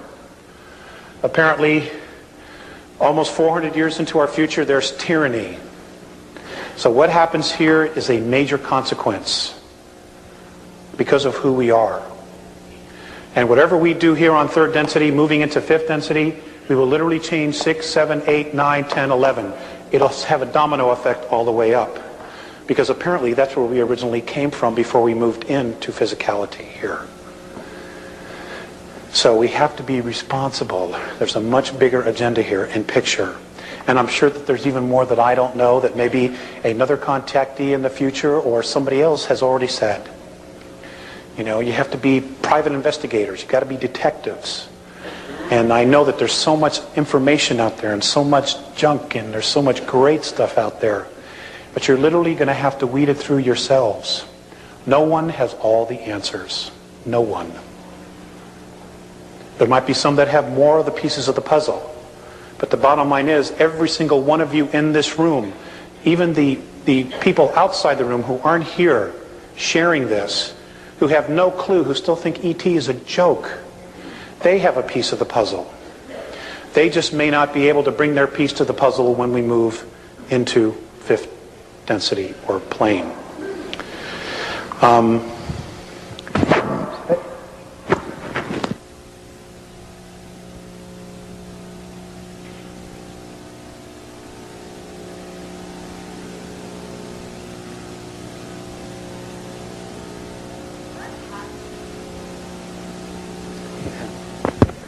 Okay.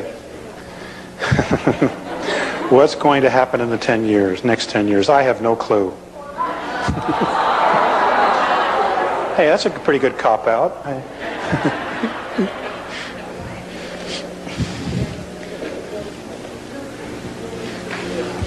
Okay.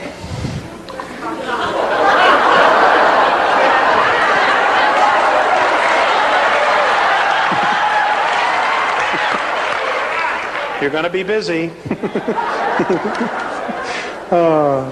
If it's in this pile. The reason I'm going through this is so I want to make sure I get it right.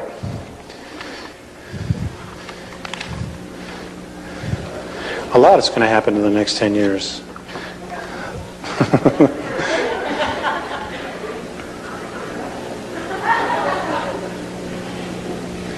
I'm sorry, I needed a thicker folder.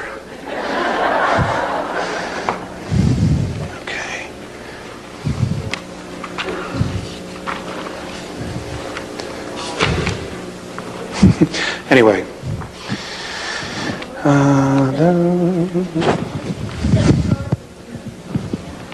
Alex, it's me. I thought it was God.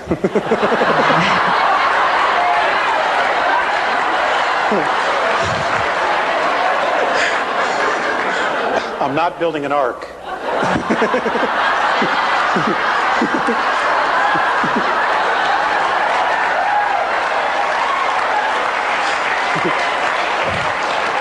You can just forget it.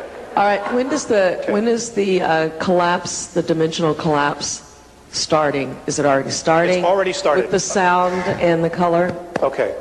It's already started. Thank you for leading me here. What you're going to start hearing about in the very near future are something called rods. And they will be something that will be videotaped. And what you will see are large streaks just shooting through the air that are etheric, but are being able to be captured on tape. And what you're seeing is literally fourth and fifth dimensional craft moving through space, not having the slightest clue that they're flying right through us. Okay? And that's because you're beginning to see the implosion. It's great stuff.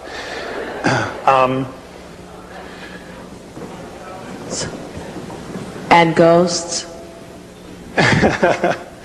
Yes, you will see more ghosts, more apparitions, because those that are stuck between third and fourth density will start being more and more visible as our frequency starts to raise and rise. A lot of them, unless they are healed, and I do not know how to do that, how to set them free from their self-imposed prisons, will be exiting, transitioning. Angels, folks, be very careful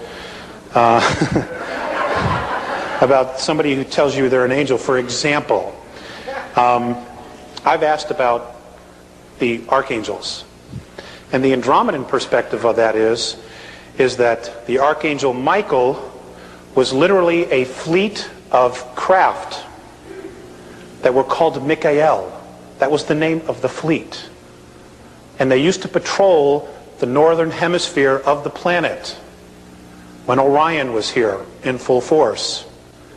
Gabriel was the name of another fleet of craft, and so on and so forth. It has been changed and created into something that will save you and rescue you, when in fact that was not the original intent at all. Okay?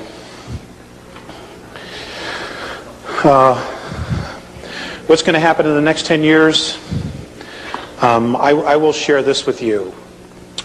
There are definitely some things underneath the Sphinx, but the bulk of the real stuff that will tell us about our ancient history is still underneath the pyramid. And there was a vault built 3 levels deep, and the pyramid was built over it. Okay, that's where the real juice is. That's where the real knowledge is. The Sphinx will have some things, but it's a distraction. You know, these guys are real good at what they do, at diverting attention from reality, from truth. They're excellent at it. If they put that much energy into telling the truth, God, we'd all be out of here. You know?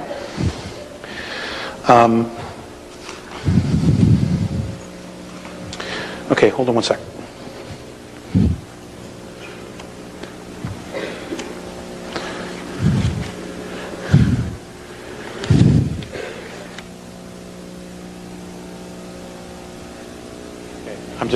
I don't have it somewhere.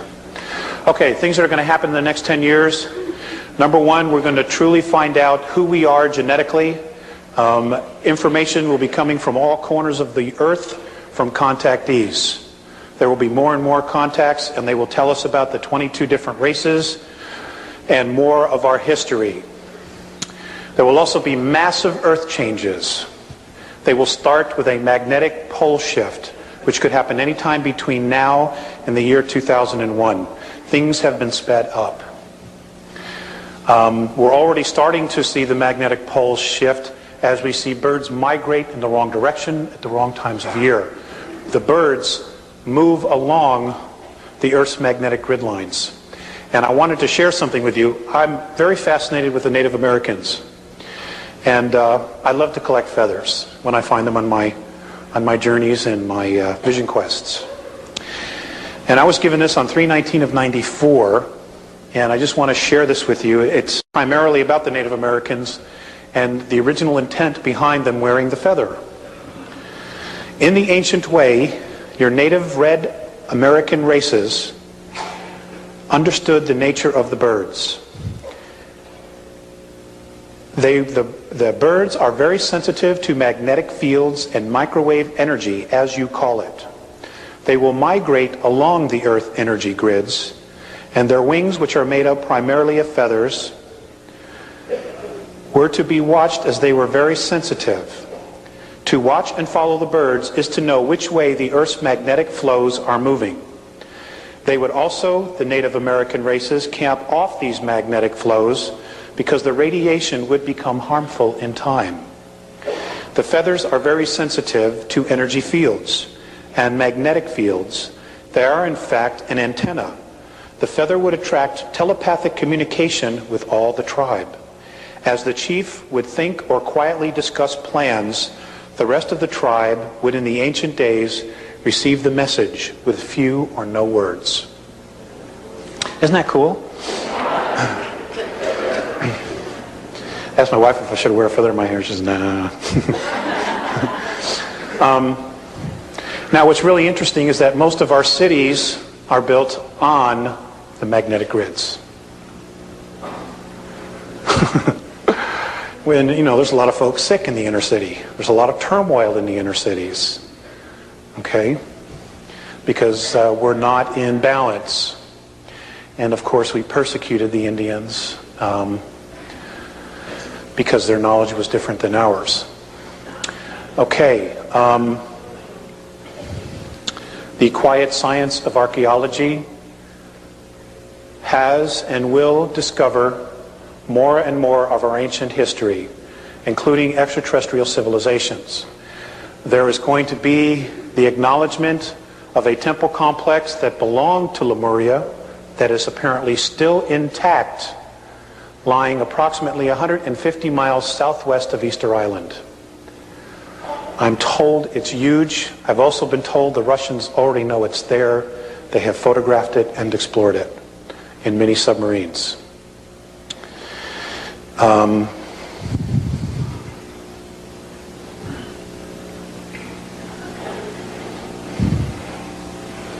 We are going to discover that consciousness, I know you guys already know this, but for those who aren't here, we are going to discover that consciousness is not in the brain, but is located in its entirety in the energy field and or aura. And that energy field is the 4 to 14 ounces the body loses at the moment of death. Okay, I know you guys know that. Let's see.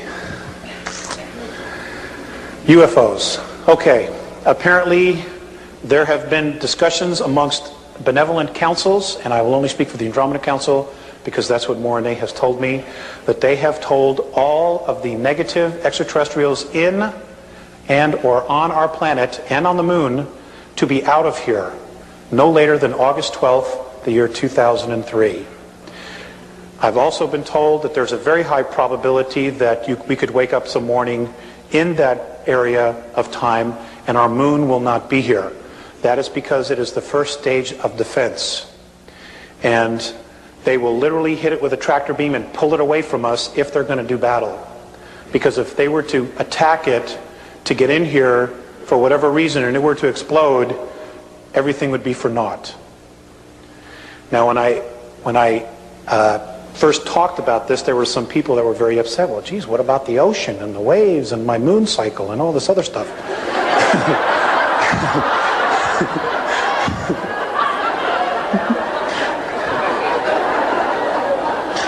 So I went back to Morane and I says, hey, I've got, some gripes about the moon disappearing. And he says, well, we'll just get you another one.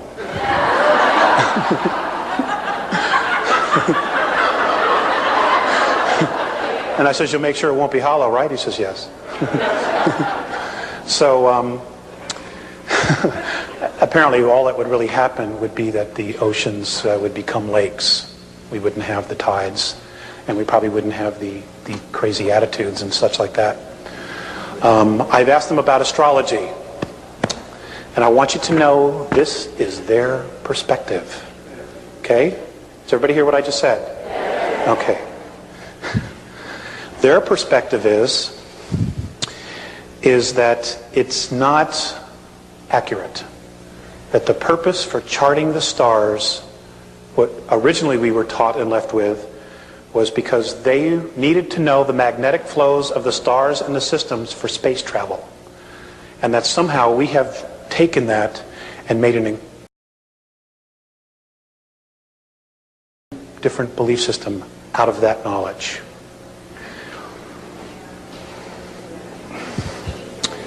You knew that. Maybe I should sit out here.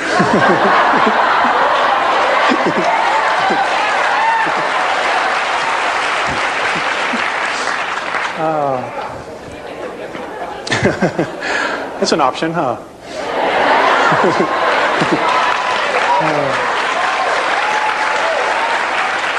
But you guys are so far from Colorado.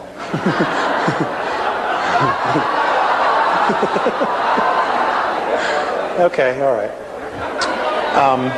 Let's do some questions. Yes. Alex, why are the Andromedans and the council, which I thought was intriguing, the council that met, why did they decide to give the ultimatum to all the ETs that are in the earth and on the earth and above the earth at a specific time? And I think it's also of interest that some of the council rebelled and didn't want to send anything into here. So why? Okay, Alex, why? What's going to happen when everything's turned off? No, I have a good memory, Alex. And then number two, I forgot number two. Great memory. Well, let me answer the first one. Some memory. No, okay. Let me answer the first Alex, one. that. Let me answer the first one. Okay. Apparently, the reason why they want to help and so many others want to help is because in your genetics you have a frequency that is attached to different races. Okay? I have a frequency that is attached to Andromeda. And what happens is they, as a race, just because I may move into another space in time or holograph, there is a part of me that is still attached to them. Okay? And there is a degree of non-evolution because of the law of consistency, we all don't move together. At some point, whenever that is, our entire universe, including all of the dimensions or planes, will implode and we will all go home to the source. Okay? This is one of the reasons why. The other reason, of course, is what I stated earlier, is because of our genetics. They want us to help them. We have something they need as well. Now, apparently when they first met to discuss our solar system, which is in a particular sector, which is along a trade route, which moves into the Andromedan galaxy and others galaxies.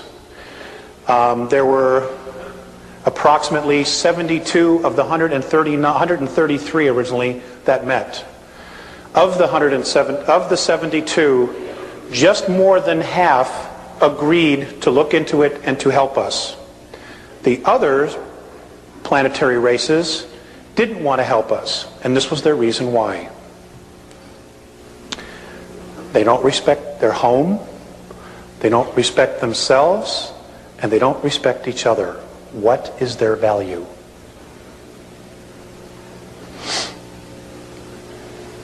I cried that night when I heard this. Because, I couldn't make an excuse. I mean, this is how a bunch of other races look at us.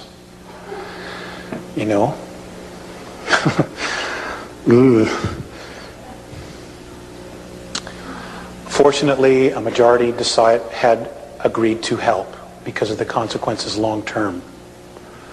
And basically that's why they're here. That's one of the reasons why they're here. Also, in our future, 400 years into our linear future, there is tyranny in our galaxy. And somehow we are directly connected to that event or events.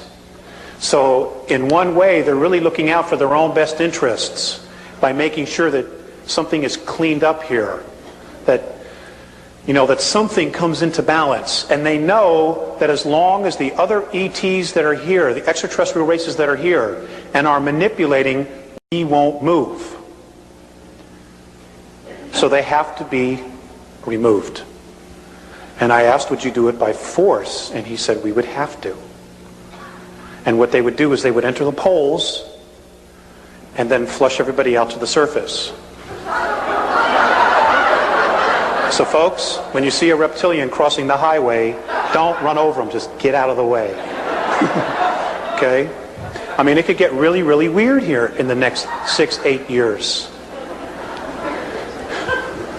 I mean, you can only hide a truth for so long, and then it just screams out. And they're already trying to prepare you for this stuff. I have a lot of friends telling me about a TV show called Dark Skies. Where they're literally telling you, but they're doing it in a way that you think it's just, television. And I don't watch TV. We don't watch TV, so I miss a lot of good stuff. But, I always hear about it. And I think that was it. So now we can go to the questions. What? Okay, ma'am. Yes, hello. And what I want to tell you and ask you as a consequence is, are you familiar with the book called The Greatest Story Never Told by Lana Cantrell? It's a book about 1,000 pages, and she describes in her research that we did used to have a green skin and we were copper-based, and she also described all these color changes that we went through based on her research. Now this book is literally small print, 1,000 pages, and I'm not through with it. But she also said the problems, describes the physiological problems that we have because of the lack of zinc, copper, and what the iron is doing to us, and what it did to us because our physiology changed, our mentality and who we were narrowed totally. So you... What's the question? Confirm to me this. Okay. And my question is, did they tell you anything that we could do for ourselves to help ourselves to go back? That's one part. The other thing is the genetics, the DNA. We apparently used to have multi-strand DNA. Do you know anything about it? And do we need it in our evolution? The third part is, did we used to have a whole brain that wasn't divided, and do you know anything about that? Okay, thank you very much. I do not know about the whole brain part. As far as the book, I've heard of it. I've had other people approach me, but I understand it's out of print. And I understand that Miss Cantrell does not return letters or anything. She's just basically in hiding for whatever her reasons are. As far as the DNA, I have been told that those of us who are holding a higher frequency are literally creating a third strand. Most of the children coming in since 1982 already have a third strand. So this is just nature's way, this is the isness's way of just fixing things, as long as we're open to it. Okay. Okay, the question was, how can we help ourselves? I have asked that, and Mornay, all he has said is the information and wisdom already exists on your planet. So basically, don't ask us about yourselves, ask yourself about yourself. There's no shortcuts with them. I wish there were. Yes, ma'am. Thank you. It's great to see you here. I wondered if you could talk more about the draconians and the children that are missing. I know you have information, and I'm hoping you'll share it with us today. This is the one subject I don't like to talk about. The draconians. Okay, the draconians are a very large reptilian race. They're known as the Dracs. There is a royal line of the draconian reptilian race, and they're called the Seekar. They range anywhere from 14, 15 to 22 feet tall. They can weigh up to 1,800 pounds. They do have winged appendages, and they are awesome, awesome beings. They're extremely clairvoyant, they're extremely clever, and they can also be extremely sinister. They apparently were brought to our time and space, our universe, in full physicality. Somebody brought them here and dumped them here. I don't know, and the Andromedans still don't know. But they were brought here in physicality, and they were taken to Alpha Draconis and stars nearby because it gave them the greatest chance of survival.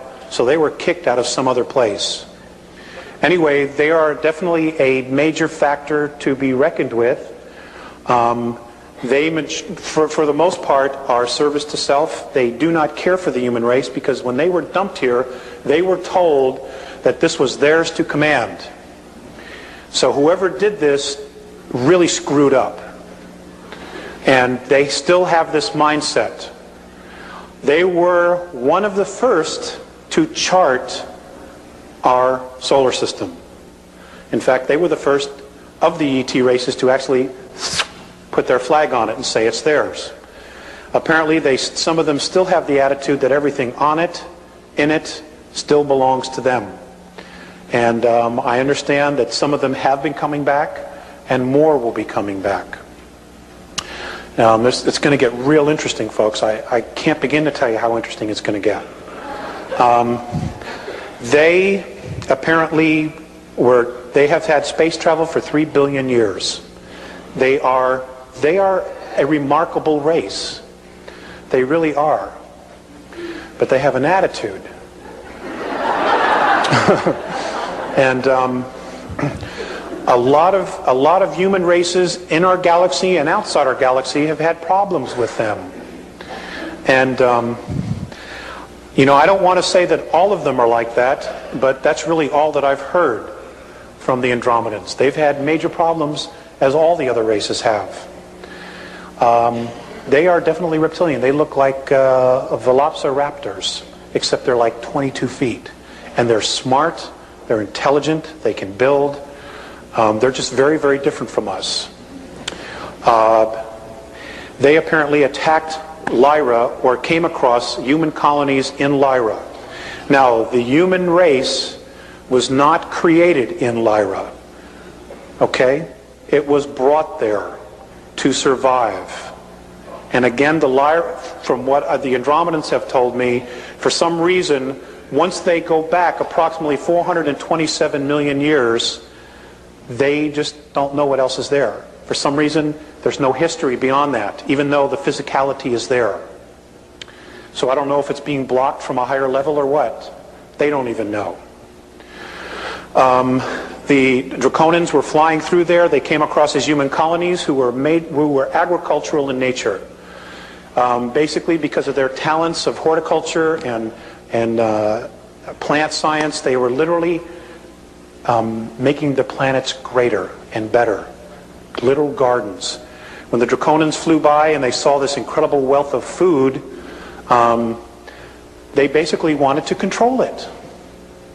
And apparently there was a misunderstanding between the lion races then, who were human, and the reptilian race, because the Lyrians wanted to know more about the Draconians and the reptilian race before they gave them what they wanted.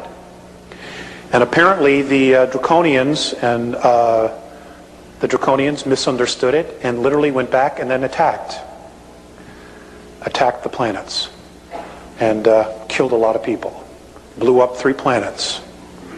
And the Lyrians were literally forced to migrate and scatter into different parts of our galaxy. So it did in a way facilitate colonization. And I wrestle with whether the Draconians were planted here specifically to force us to evolve, or if there's some other agenda here. I simply don't know that. But that's basically what I know.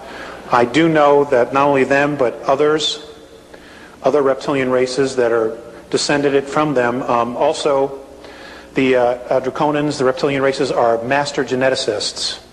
And I'm told that most of the dinosaurs and many other life forms that were on Earth were brought here then. Also on Mars. Apparently Mars was very much like the Earth at one time. And they came to Mars first. That's literally where our human form was created, by the way. Was on Mars. That's where the primates genes were brought together was on Mars, and then we were brought here to work as slaves in the mines. Okay? So we're still working for a paycheck. And they enjoy human flesh, and they enjoy children mostly for two reasons. One, they don't have the pollutants, the caffeine, the nicotine, and things of that, all the processed foods that the adults have. And two, when they're put into a state of fear, their energy field and their adrenaline just explodes, and they get a rush from it. You know,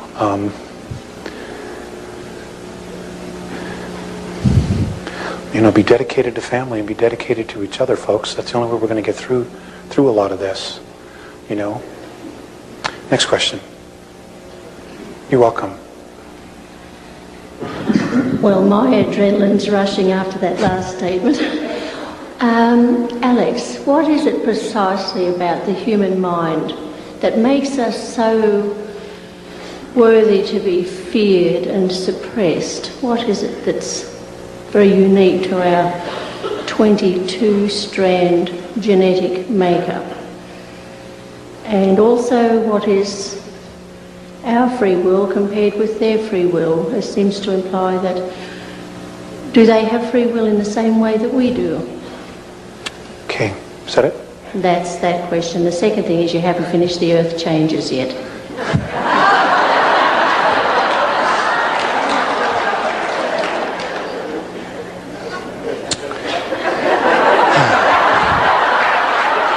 Thank you for busting me. I appreciate it. Okay. As far as our mind, I don't really know that it's so much the mind as it is our extremes of emotions, our essence. They've always stressed not so much what's in the mind, even though that's important to be able to control the creative force of emotions. It's more so the emotions.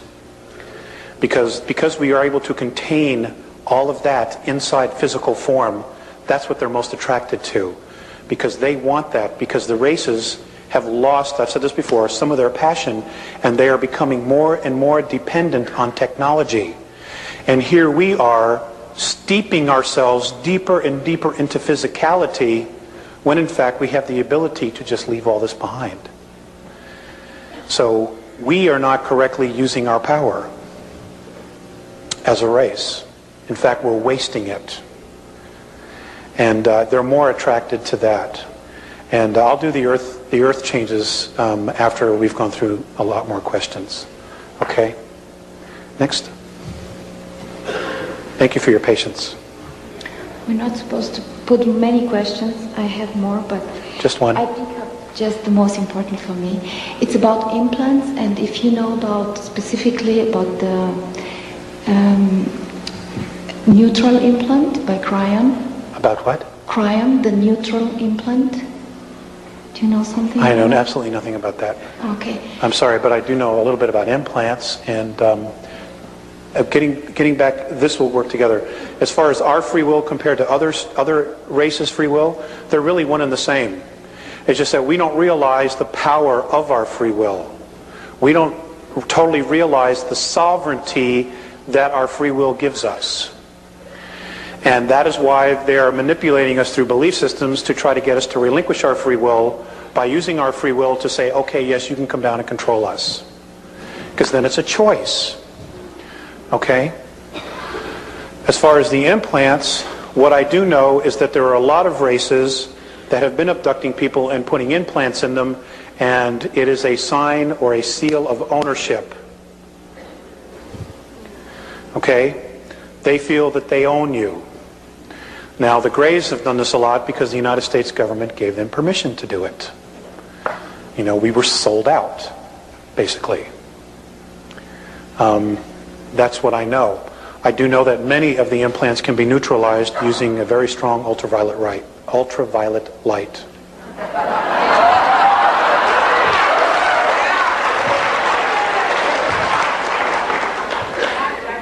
Anybody else? Gosh, you guys are getting crowded over there.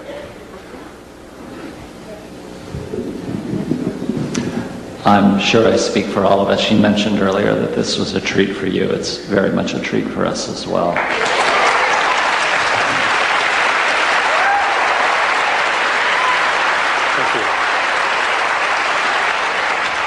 Okay, I have two questions. They're relatively unrelated. The first one, if you get an opportunity later on and have time, I would be very interested in hearing. But the second one is what I would like to ask you about. The first one is, you mentioned that the Andromedans know Ramtha as the commander. Are there any other beings that they have mentioned, and does this in any way tie in with why other races along with the Andromedans regard us as special?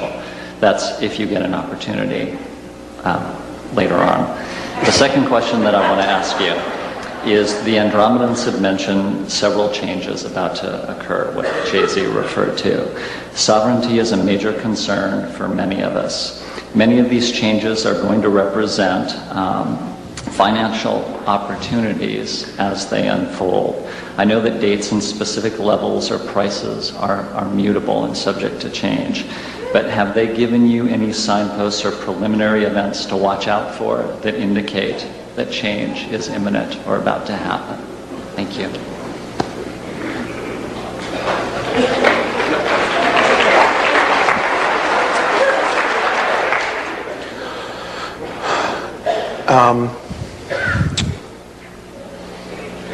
The earthquakes are changes, are signs. The volcanoes are signs. When you start to see large groups of people resigning from world government, that will be your biggest sign that shit's about to hit the fan. Okay? Many of our world leaders have been promised underground facilities, and some even on the moon. And folks, there are bases on the moon that were built by the United States, Russians, and the British, using British money. And I would suggest to you very, very strongly, you keep an eye on Charles, Prince Charles. Okay? Just watch. No, Just watch. Then don't. Next question, please. Next question, please. When you spoke about the transition between going from fourth density to fifth density, how are we going to know that we made that transition? Okay, that's an easy question. Okay, we live in a color spectrum of 72 frequencies, or 72 colors. When you get to fifth density, there are 223 different frequencies and colors. You will see colors you have never ever seen before, and it'll be just like that. And you know you will be there. Okay? Yes, sir. I mean, when McDonald's has purple arches, then you'll know.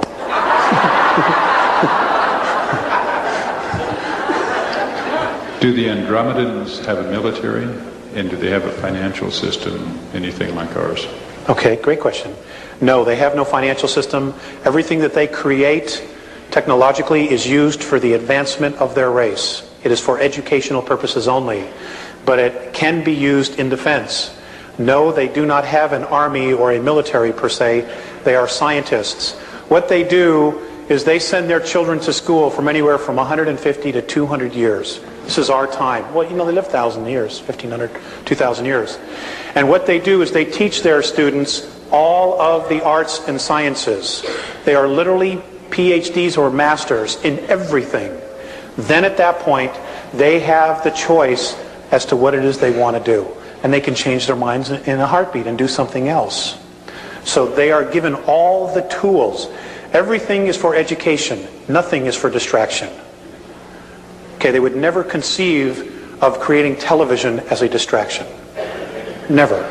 Okay, everything is to help them evolve. And their science and their technology can be used in defensive purposes. Mostly the holographic stuff. Yes, sir. I'm wondering if you could elaborate on the Dracos and Hale-Bopp a little bit. What I have shared is really all that I know. I just know that life is going to be very different. It is, they say it's a comet. It's not a comet. I can tell you this, that it has split into two pieces, and both pieces are rotating, okay, around an invisible axis. They're rotating like this as it's moving. And something that a friend told me that she heard on Art Bell, and I have not confirmed this, okay, so this is still rumor, but apparently an astronomer was on Art Bell, and he called and said that they have seen a large craft that is now flying alongside Hale-Bopp that's larger than the Earth. Okay, so if it doesn't change course, it's going to be great. It's going to be great. All the denial's going to be gone. You know. Yes. I understand the Andromedans have a version of the story of Enki and Enlil, and I'm wondering if you could tell us anything about that. Oh, that's a long question. Long answer.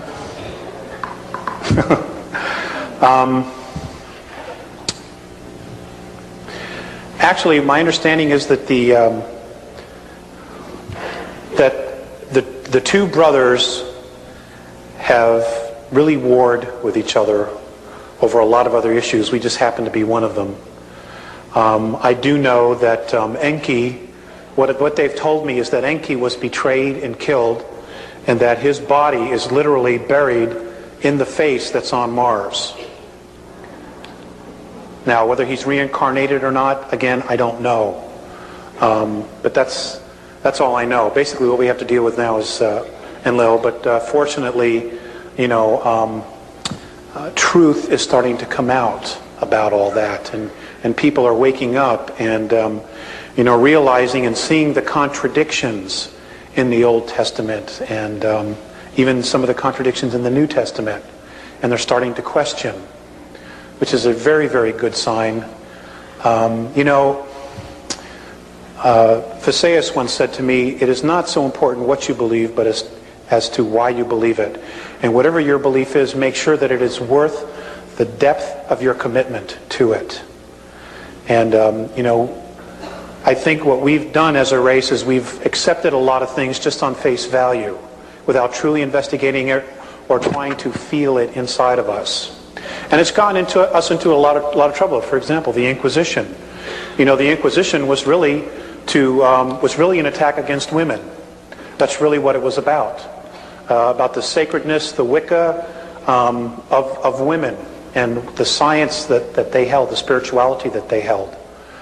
That's really what it was about. A lot of men got killed because they were supportive of the goddess worship. You know, and that was a huge travesty on the human race. Just one of many. Next question. This scenario that you're laying out before us exists on this reality, on this parallel reality, or this timeline.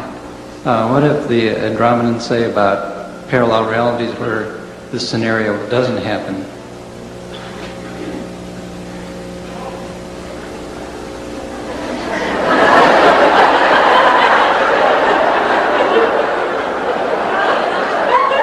He's not going to like my answer. They haven't said anything. I know that there are parallel realities, and I know that Earth, that several parallel realities of Earth are already in existence in the higher octaves above us. I know that in one of the realities, the New World Order is already established and exists.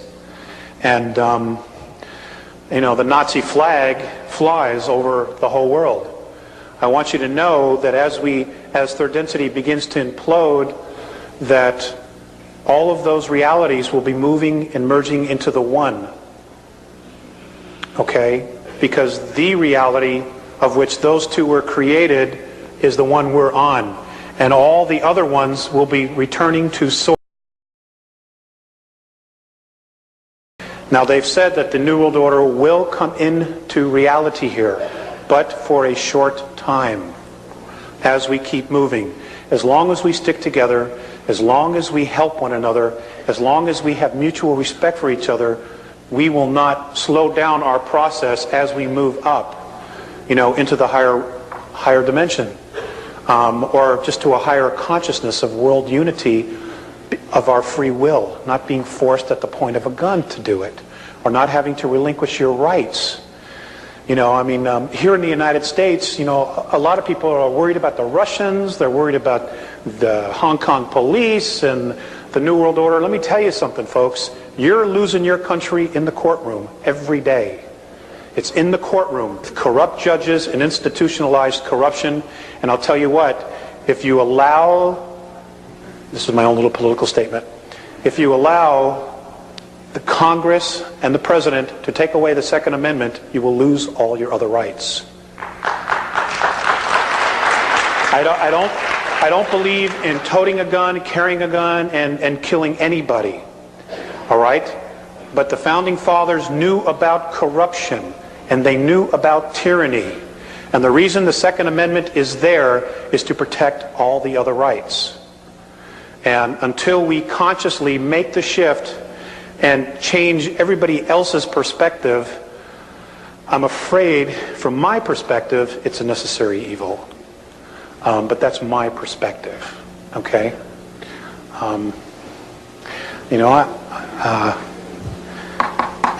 America, you have done so much in such a short amount of time.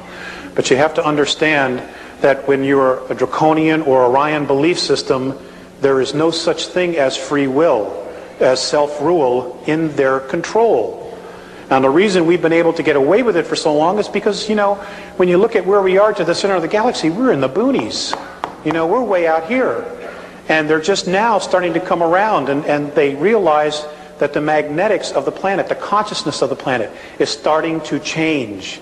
So this is what has attracted a lot of the races to us now. It was also the blasting of nuclear weapons. Nuclear weapons not only affect third density, but they affect fourth and fifth. It sends a shock wave through it.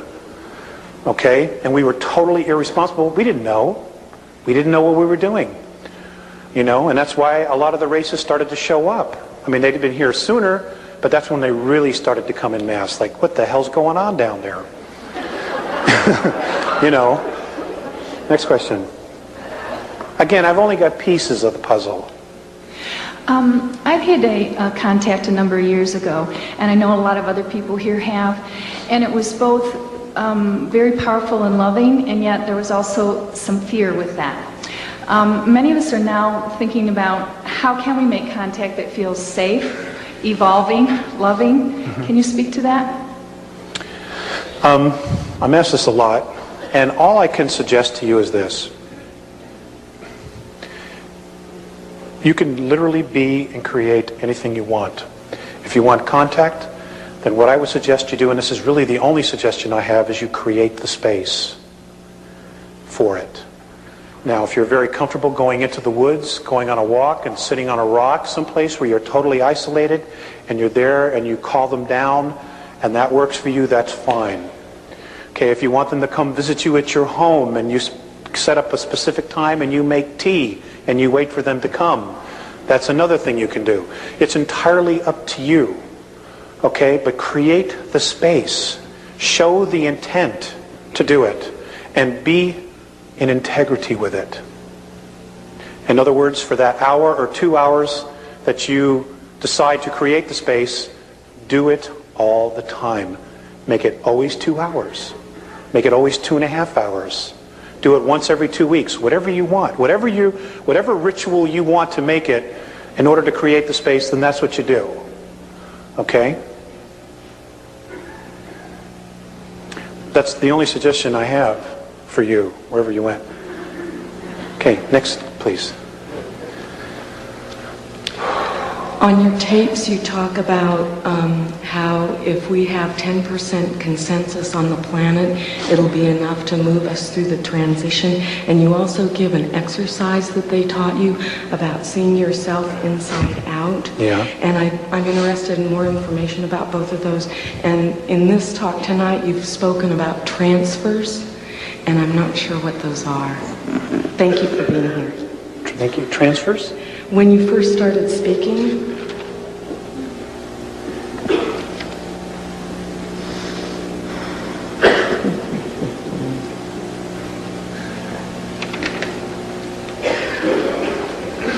okay, let's go to your first question. oh, okay, yeah. I was given an exercise. You guys probably all know this stuff already, you know, but something that I was given specifically, which I do every day. And, you know, they never give me answers about myself, and it really pisses me off sometimes. Because, you know, we're looking for shortcuts. I mean, let's face it, we're Earth humans, okay? Anyway, the exercise was to get very, very quiet, get myself into a very humbled space. Sincere space is the word they use a lot. And it was literally to grab the balls of my feet and turn myself inside out, so that everything that's on the outside is now in, and everything on the inside is now out. And when you see yourself upside down, you see yourself strung out like this, very carefully detach yourself and look at who you are.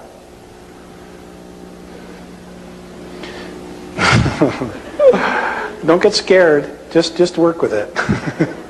Okay? I mean, that's really the only exercise they've given me. I've had to develop my own things, and you know, I'm still working with those.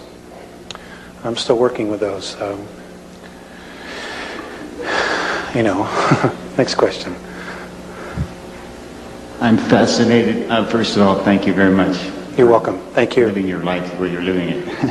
I'm fascinated with the language of geometry that I'm learning comes from deeper levels, and I'm wondering if you have, or there are exact renditions of those symbols that could contain, for example, a pi ratio or a pi, or like I know the circles could be exact and they have a meaning. If they're a little off, they don't. Do you know if there are exact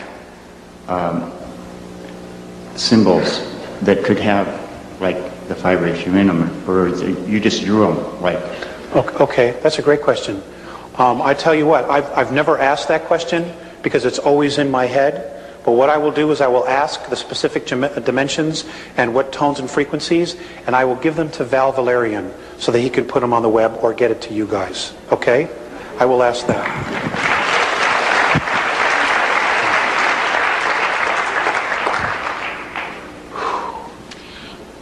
You've referred to the Andromeda educational system and their feeling about raising the children and putting the energy toward education. And you've made a few comments about weapons in general, and I understand the First Amendment issue is a little different. We're heading into dangerous times, and there's a lot of controversy among different people in the school here about weapons and what should be done. The Andromeda feeling about mutual respect for everyone. Seems like a lot of the women that I know don't want to have anything to do with them no matter what, and a lot of the men I know are totally obsessed with them. What's the Andromeda's feeling of our weapons and the part that they would play in the changes that are going to be happening? Okay, it's a very good question. Oh, not an easy one. They have said that and I said this earlier, that we destroy ourselves in ignorance. And I understand that weapons are not a good idea. I believe that. I really do. However, let's look at the reality that we're in. Okay? There have been many really holy spiritual men that have been murdered. Okay? They literally went to death holding unconditional love. And that's great. Okay? However, and this is my perspective,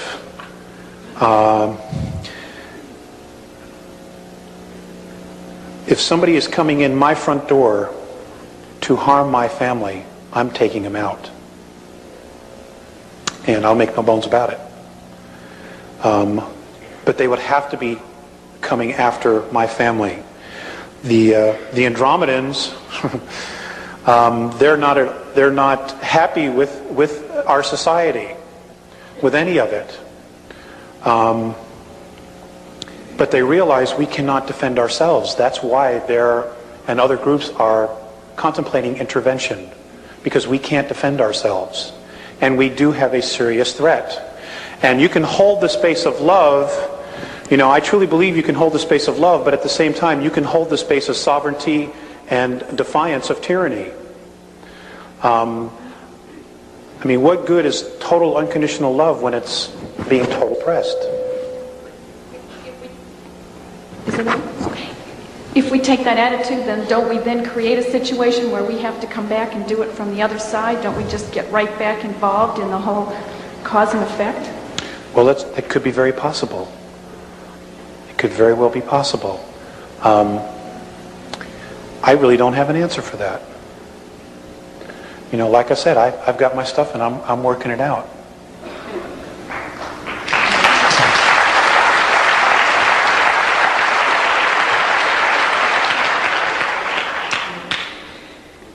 The symbols that you drew on the board, are they considered a universal language, or are they part of the Andromedan culture?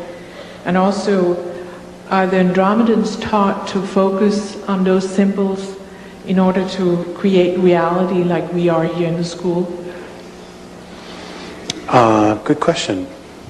I do not know if they're universal. Again, I've only met 2 other races with the Andromedans. I did not speak with them, but I saw them and then was told later who they were. And one was a group from Cygnus Alpha, a human race from Cygnus Alpha, and a very different looking being from Cassiopeia. I did not know the communications that were going on, but as far as the symbols, it's their language, and it's just one of a gazillion that they use.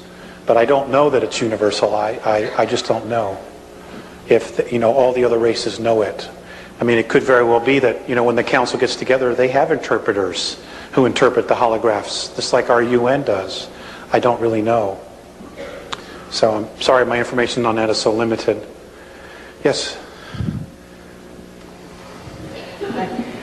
Please tell us a story about a time that you have observed on how the Andromedans treat their children. Okay. Can I ask you a question? Who are those faces? Me. Okay.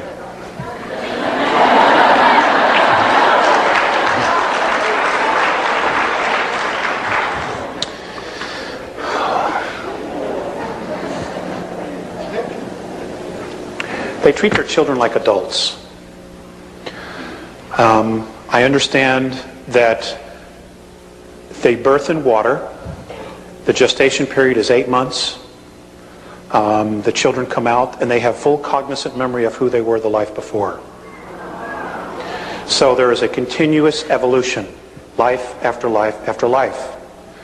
Now, during the period between incarnations, and I don't know if this happens for all the beings on 5th density or not, the oldest and the wisest, who have the most experience, teach the youngest. So it's not where they withhold anything. In fact, the children, this is the law of consistency, the children know everything their parents know and even more. And there's no attitude with the parents. This is something they want because their pride is in their race. And I wish we had the same philosophy. God, we dumb them down with cartoons and stuff like that.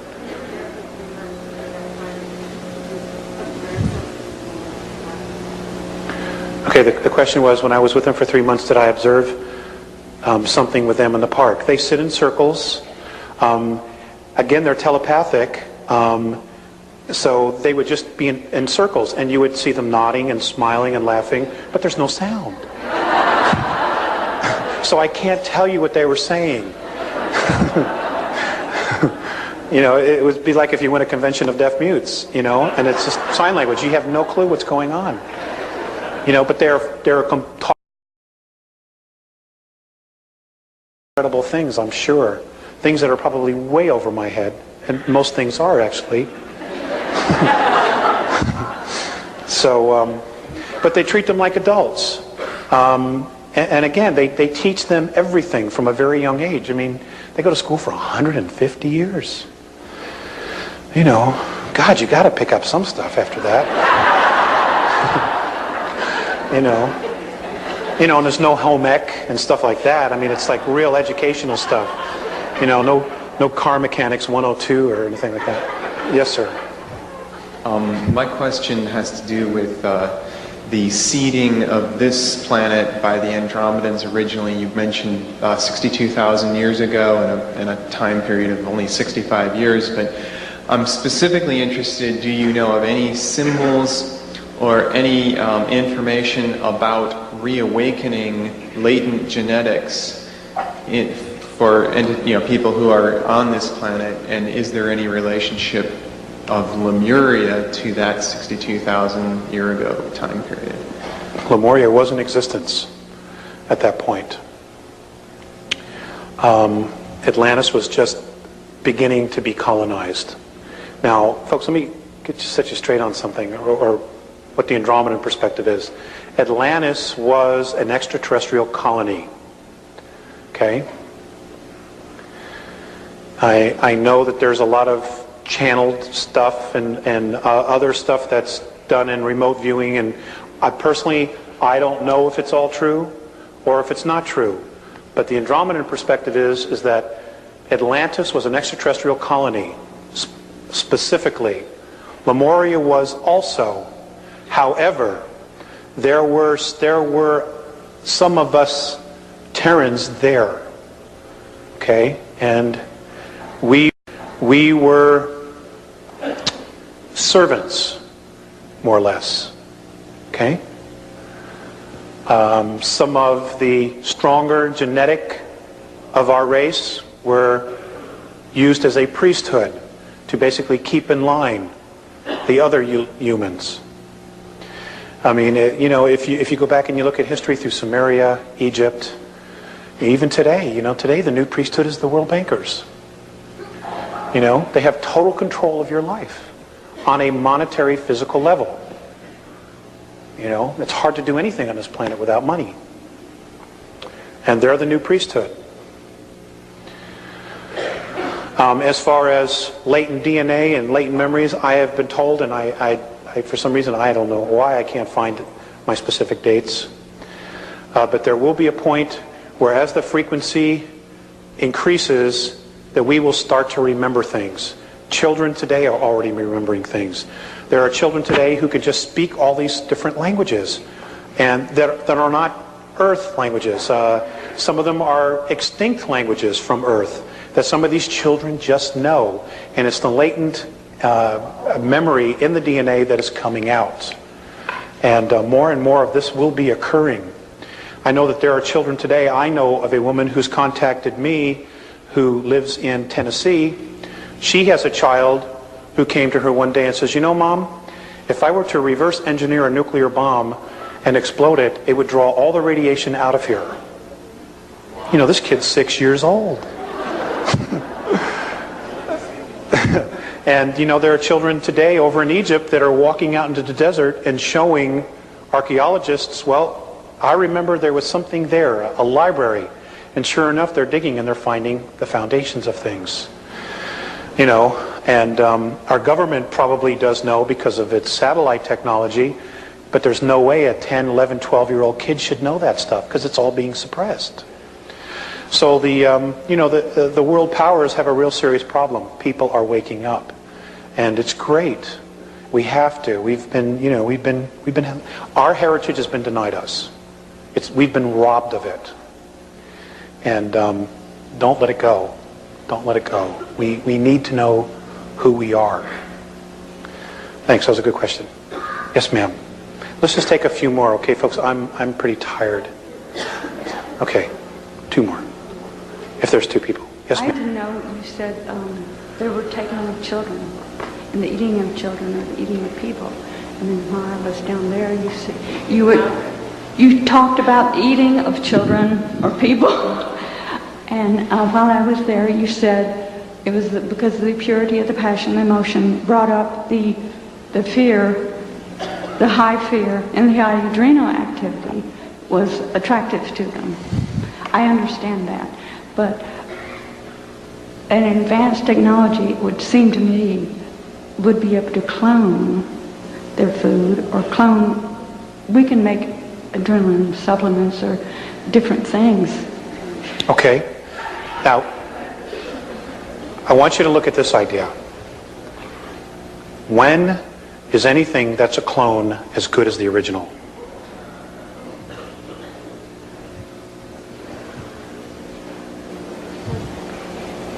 Okay. What you fail to realize is, yeah, they can create clones, and they have human clones, but you cannot put soul in it. Okay. You may grow an organic processor in the brain to get them to act and do everything, but there's no soul attached to it. And as long as there's no soul, you don't have true emotion. True emotion? Well, your adrenaline rush. Okay, if I were to go over and do something to you and scare the hell out of you, okay, you would have a very serious emotional rush. Okay?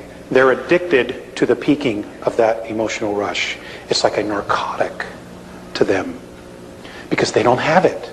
That's why they're so interested in us. They're numb. They're numb. Their physicalities are numb. They're all in their head. They're in self-imposed loneliness. Okay? Yes? I'm sorry? Yes, ma'am, they do. The question was, do they terrify the children? And I said yes. Yes, ma'am.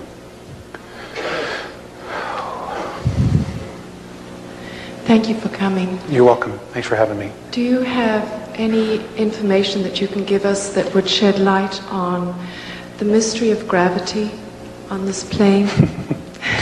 And is it indigenous to this planet? Or is it a mutation? Say that again. Is there what? Is it indigenous to here, to the solar system? Gravity? Yes, to Earth. Or is it a mutation? And would it disappear when the frequencies begin to raise? Okay.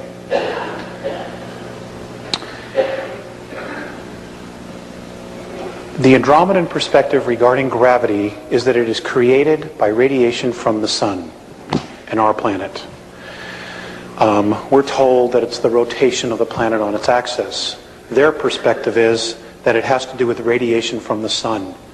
And they say that any physical body that is 29 miles or larger has a gravitational field.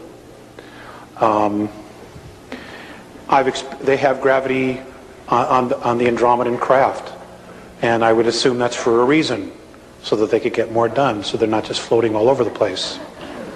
I don't believe it's a mutation. There's gravity on all the fields because there's a physicality. So there has to be some form.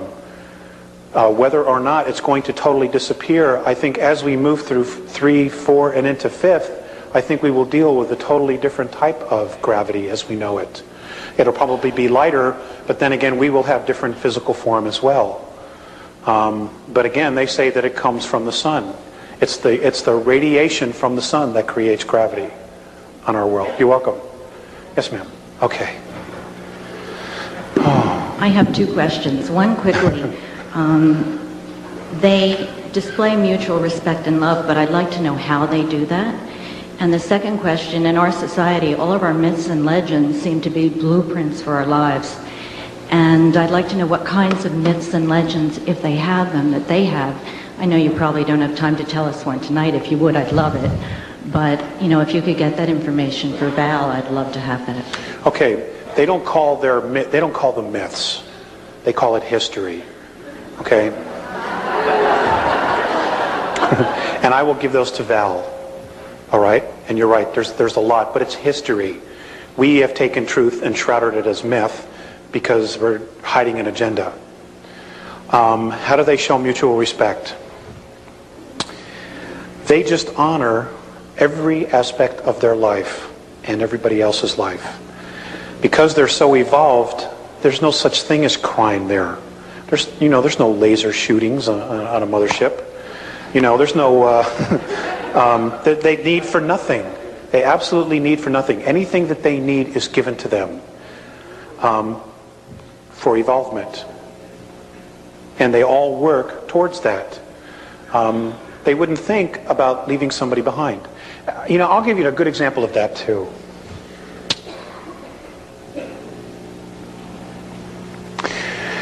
There was a ship, an extraterrestrial craft that was apparently shut down in 1985. I believe it was 1985. And it was a human being from Tau Ceti who literally got too close, and he was shot down. I understand that our military was able to take him, took him underground somewhere in Arizona, put him on a car, a train, took him underground to North Dakota, where they started doing some really horrific things. Mornay told me that a Tau Ceti fleet wanted to come in and invade our planet, particularly North Dakota, to get this guy back. Okay? And it was literally the Andromedans and the Pleiadians, a benevolent group of Pleiadians, that stepped in and said, whoa, no, not yet. It's not the time. That's mutual respect. It's not leaving POWs in Vietnam because you promised the government $3 billion. It's not leaving men in North Korea because you lied, because you're dealing drugs. You don't want everybody else to know. That's not mutual respect. They would never ever think to do something like that. And those are things, those are characteristics we need to look at.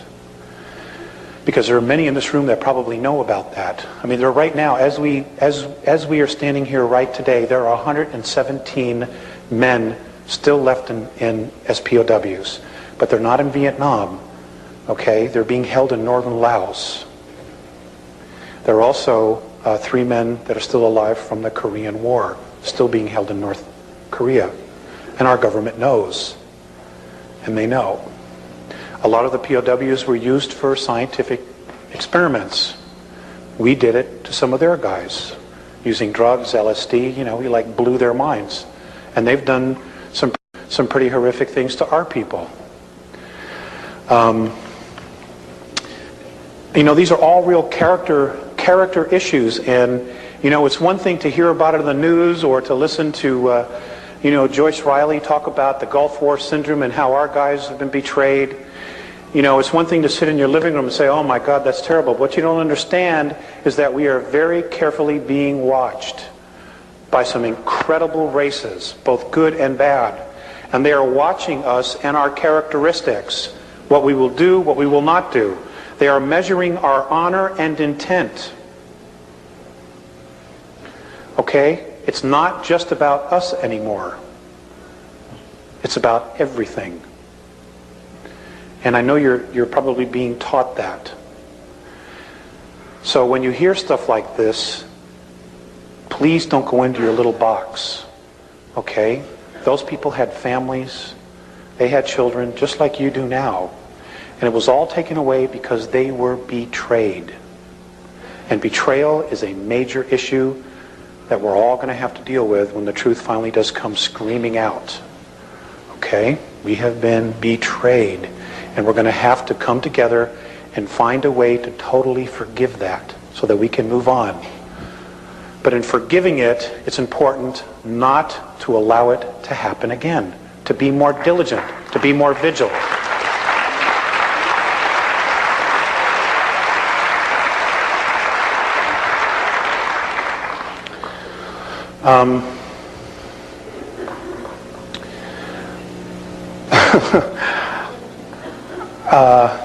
I'm so tired. I don't even have my notes.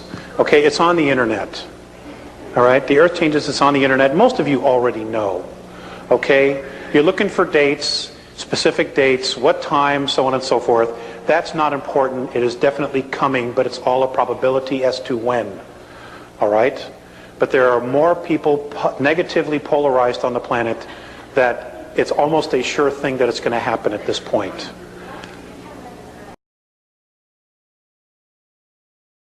That is a leading edge research group. I'm sorry?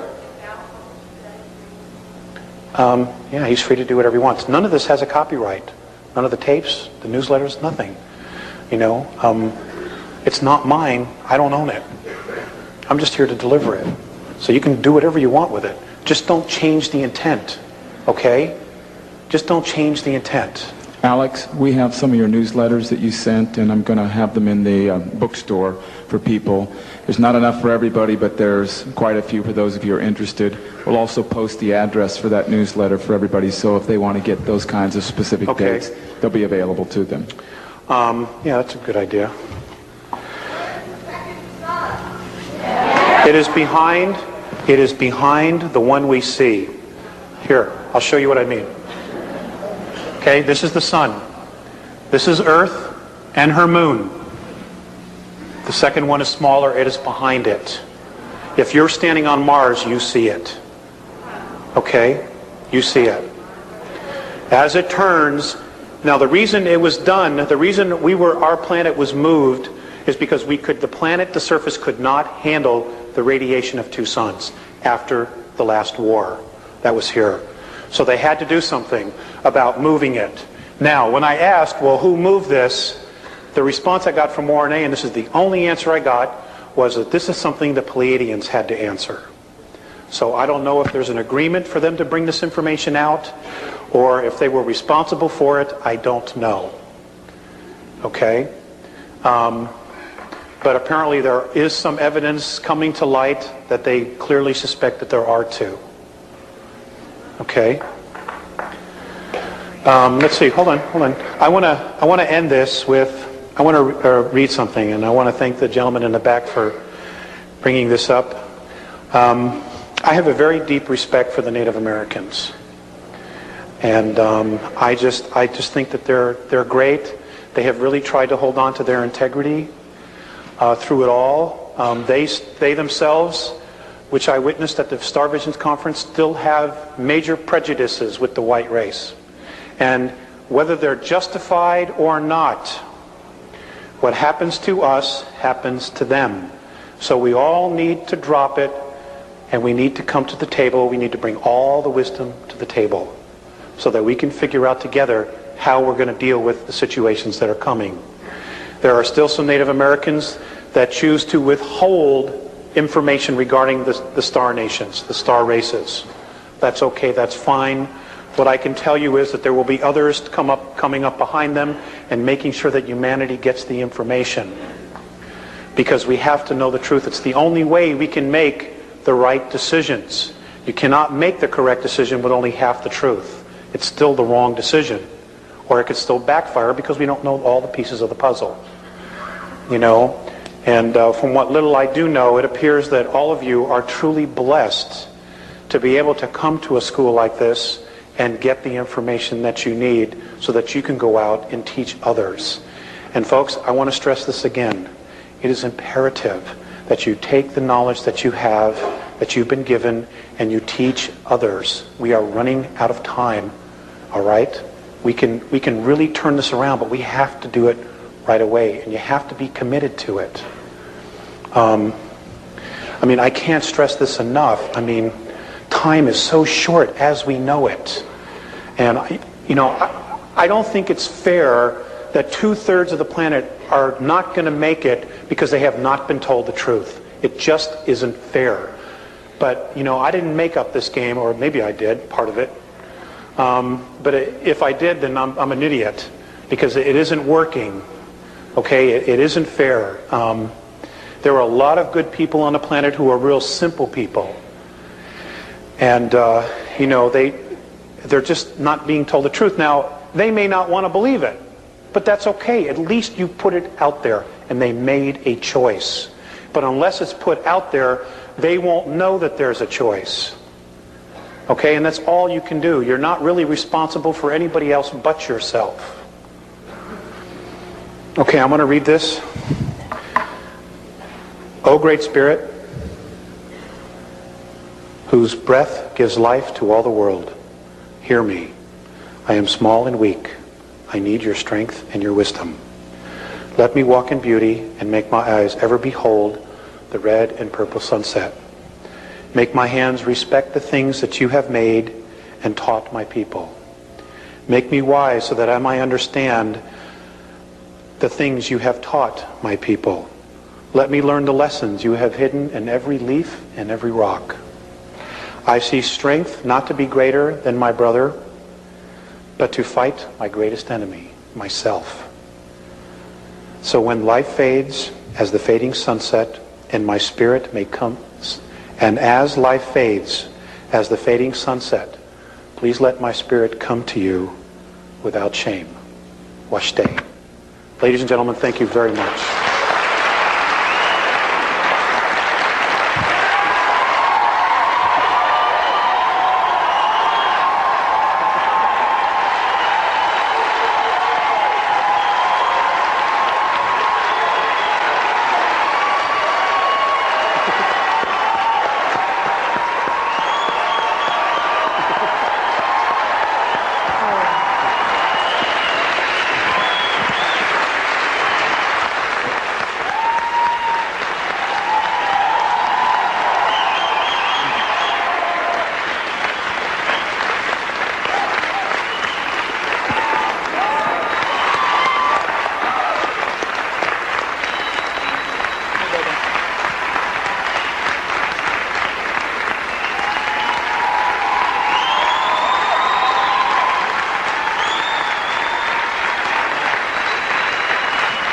Now, didn't you guys think that was worth listening to? There's a lot he didn't tell you. We'll get him next time. Thank you.